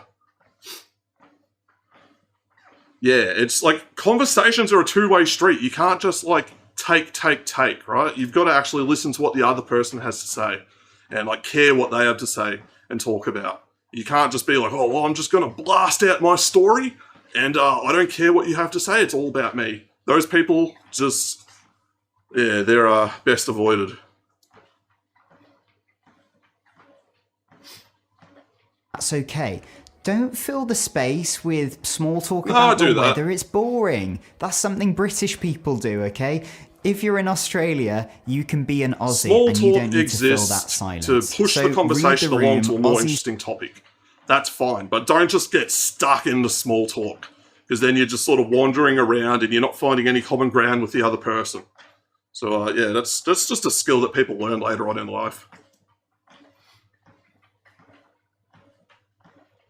Sometimes value a bit of quiet over constant chatter. Honestly, family occasions in the UK, like our traditional Boxing Day event with my mum's side of the family, if I, had a bit of chat with everyone and then was quiet for most of the day, I'd probably get quite a few family members coming up to me and go, Sam, are you okay? Because in the UK, we sort of present to each other we're doing okay with constant chatter. But in Australia, I'll go to a family event, and if I want to be quite quiet you can just for keep most to yourself. of the day, everyone's fine with it. They don't bat an eyelid, really. And that's not because Aussies don't care. No, they do care, but they just understand that not everybody wants to talk all the time. Honestly, it's a relaxing thing. Yeah, because you're not fighting with 10 people to get a word in a conversation. It's a lot more give and flow. It's a lot easier to have a conversation than say, I'm sure everyone knows this, like you'll know this one person and they will dominate a social situation with their own story the whole time, and they won't let anyone else get in there. And they get offended when someone else actually has something to contribute to a story or a conversation. Like, that stresses me out. I can't stand people like that. It's a lot better to just, let other, it's a conversation, involve everyone. Don't just, like, hog it for yourself. That's the worst. Hey, Kerm, how you doing, man? Yeah, small talks. Yeah, you build it up. You take like a small topic and you push it into a different direction. Eventually you'll find something that both of you, it's like a Venn diagram. You'll have that interesting thing in the middle where everyone's on the same page. And then you can have like a real conversation. It's way better. All right, the comedian, Ivan, I'm not reading that name. Let's give it a crack. Aristoguita has a joke that's like, if you want to see an Australian go batshit loco, just make them wait. Yeah, he's right. Kind of. Some people are quite patient, but yeah, the closer to the city you get, the more likely people are to have less time for being patient. People got things to do. They're under pressure. They've got a lot of stuff to deal with. Yeah, I'll check that out. I think you showed that on your stream once, but I'll have a look in a bit.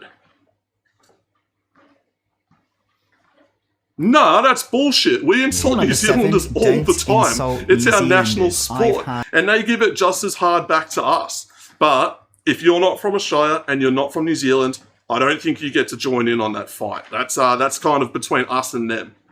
But if you've just rocked up here from, say, like South Africa or like, I don't know, the UK or Ireland, and you start ripping on Kiwis, like, they're like our cousins. Like, you don't pick on my little cousin, all right? That's my job, not your job. You keep your hands to yourself.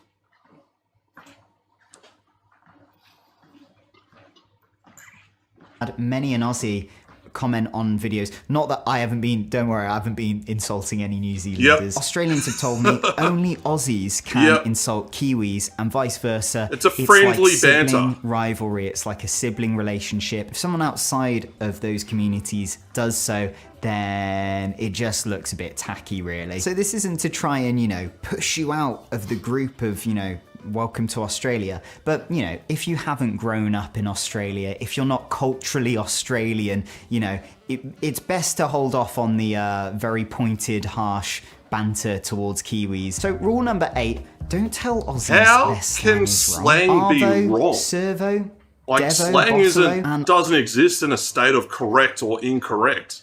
It's just there. It's just words that people use.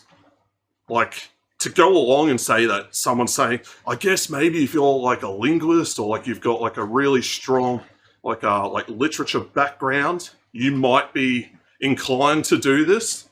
But then also you should be aware that different geographies across the world are going to use languages differently. Like, embrace it. It's fun. It's fun picking up slang and learning slang from a new place. It's just a playful way to use the language.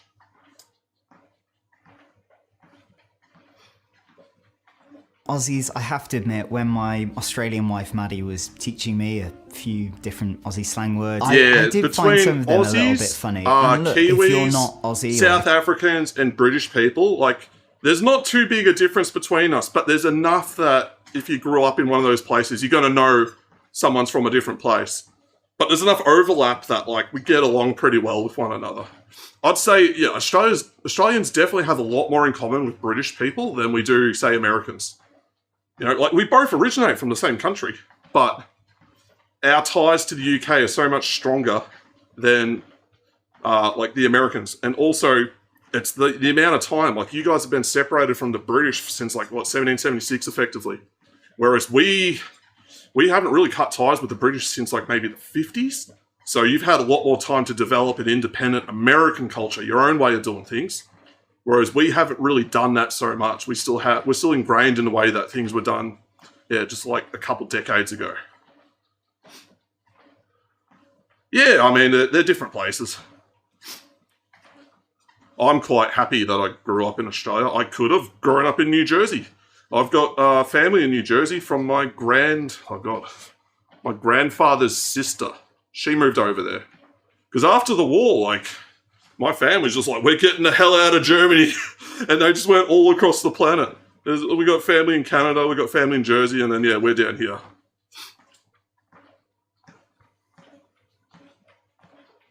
If you've never been here, you might hear some Aussie slang and you might think it's a little bit silly, but don't criticize them about it. It's part of the culture. Again, it's that same thing. You don't come into someone else's house and then critique all of the art they have on their walls, or critique what sort of couch they've got, or what TV they've picked. Correcting slang them, is it doesn't weird. land well. Just roll with it. You'll have a much better time here. And remember, you're in their house, so speak their language. It's not hard. Rule number 9 is don't eat out super late. Not because it's It depends where you are. more so because you physically can't. I'm speaking specifically with my experience So here in Brisbane. Melbourne, A lot of close kitchens to the close CBD, quite it's early. more of a We're talking 24-hour city. There's going to be a lot of places that are open really late. But yeah, depending on where you are, some places just won't be open that much. They'll shut by like 10, and they'll start giving you hints. They'll start packing away their food and cleaning stuff, and it's like, take the hint. Those dudes want to go home. They're service workers. They've had a long day. They want to get out of there. Don't just hang around with your mates in the restaurant or the shop or whatever, being the last ones there, because eventually they're going to get forceful and they're going to be like, hey, we're closing up. We need you to leave. Don't put people in that situation. Just be a little bit aware of what's going on. Yeah, why is Brizzy like that? Like what? Most places probably like shut at like what, 8:30, 9 o'clock or something? Like that place that we saw on video the other day with all the shipping containers and all the food trucks, like they shut by 10. Which, fair enough, that's not that late. But if I were to go to Box Hill, like there's places that are open till 12. I could go to the Glen, there's places open till 12. I can go to the city and there's just places 24/7. It's nice having like access to places that are open late. Well, we got kebab places that are just open like 24/7. But yeah, there are a lot of places that will shut at specific hours. That's just, normal business hours. But yeah, your options for late night eating down here are actually pretty good.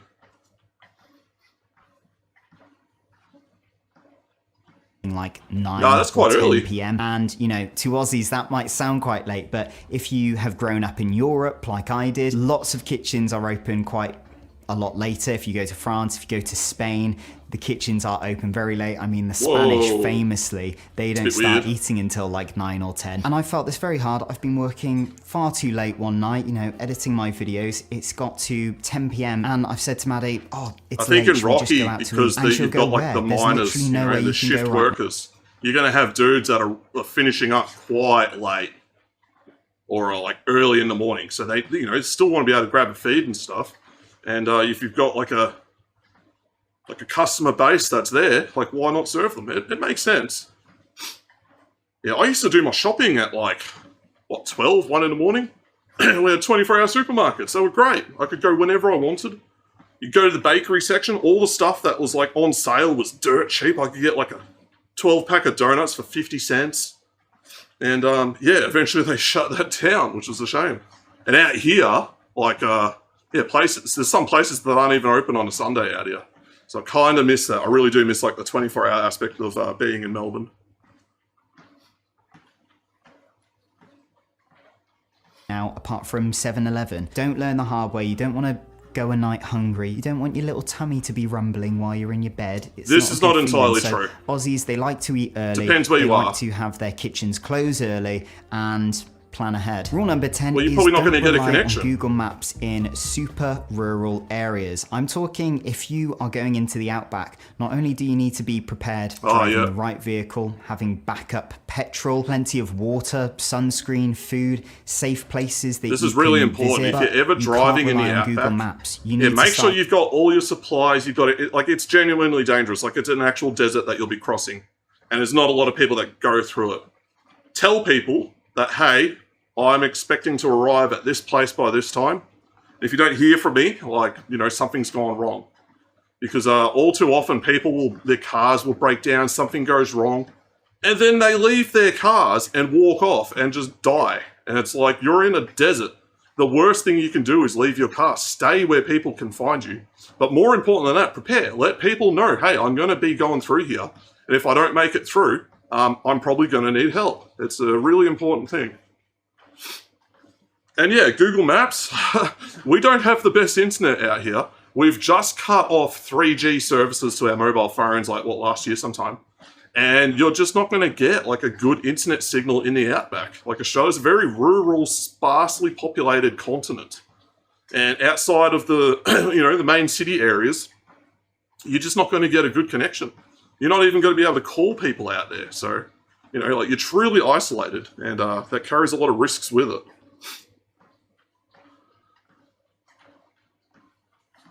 Getting good at reading maps, a real map that you can hold in your hands. You're probably thinking, Sam, what do you know? You haven't even been into the outback yet, even though you've lived here for a year. It's true, I've been exploring the lovely cities and towns, it's very cushy and I'm enjoying myself. Don't worry, I definitely will be doing some outback adventures when I'm back from my short stint in the UK this year, but I've got lots of Australian relatives via my Aussie wife who have told me all these stories about the outback. I'm no expert, so check with as many Aussie locals as possible what you need venturing into the outback, but also make sure you can read a proper map. But if you want to find out 10 more secret rules that tourists keep breaking here in Australia, we might have to add that one to the list. This video here, I promise you, not a bad idea. It will help a lot. Thank you so much for watching. Rule number one for being British in Australia: have an amazing haircut like this guy.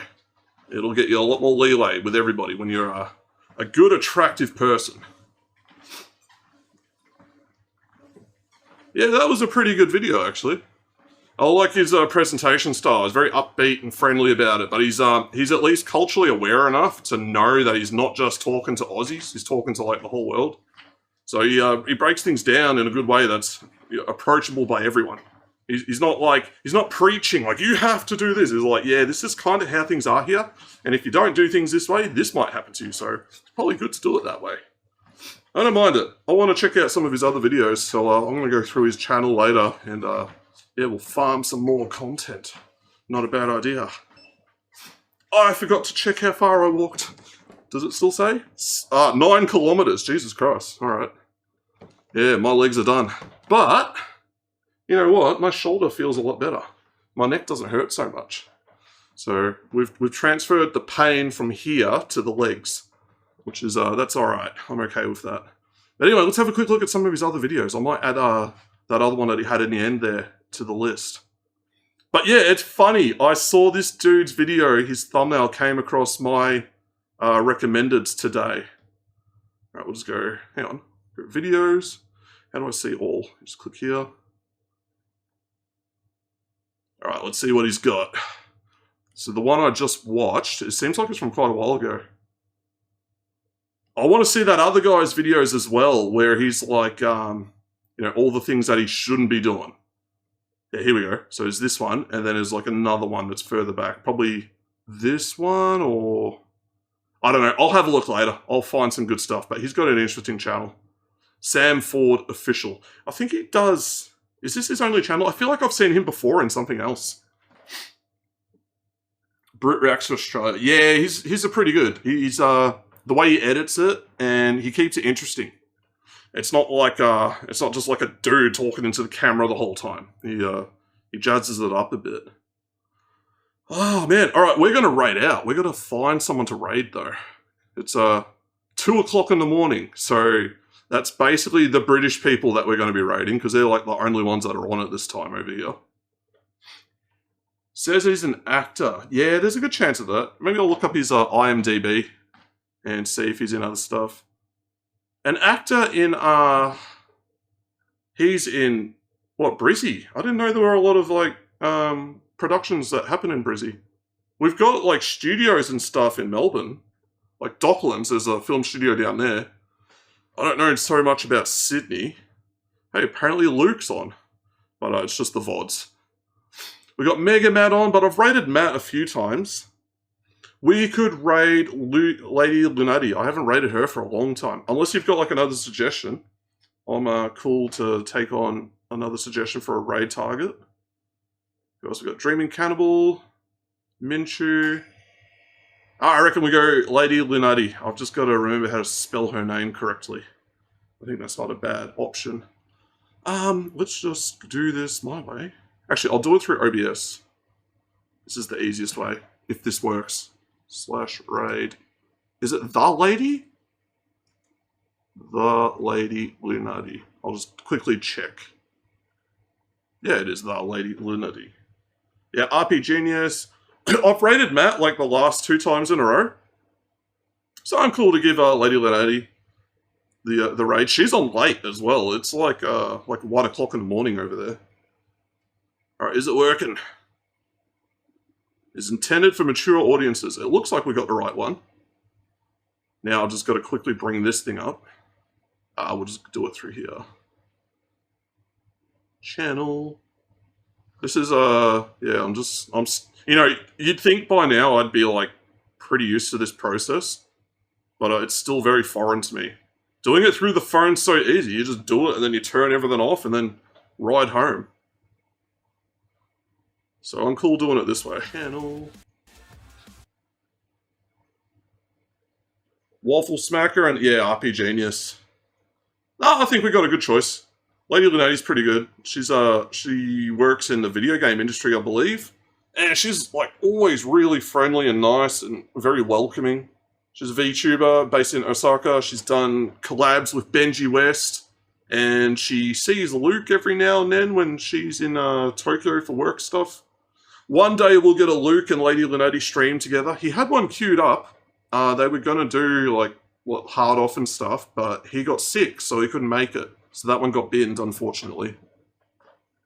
But yeah, we'll just quickly give her... What is all this? How do I get rid of this Audible stuff? I've got these things in the way that won't let me... Yeah, there we go. It's nearly done. We'll just wait for it. Like 2 seconds and then we'll be there.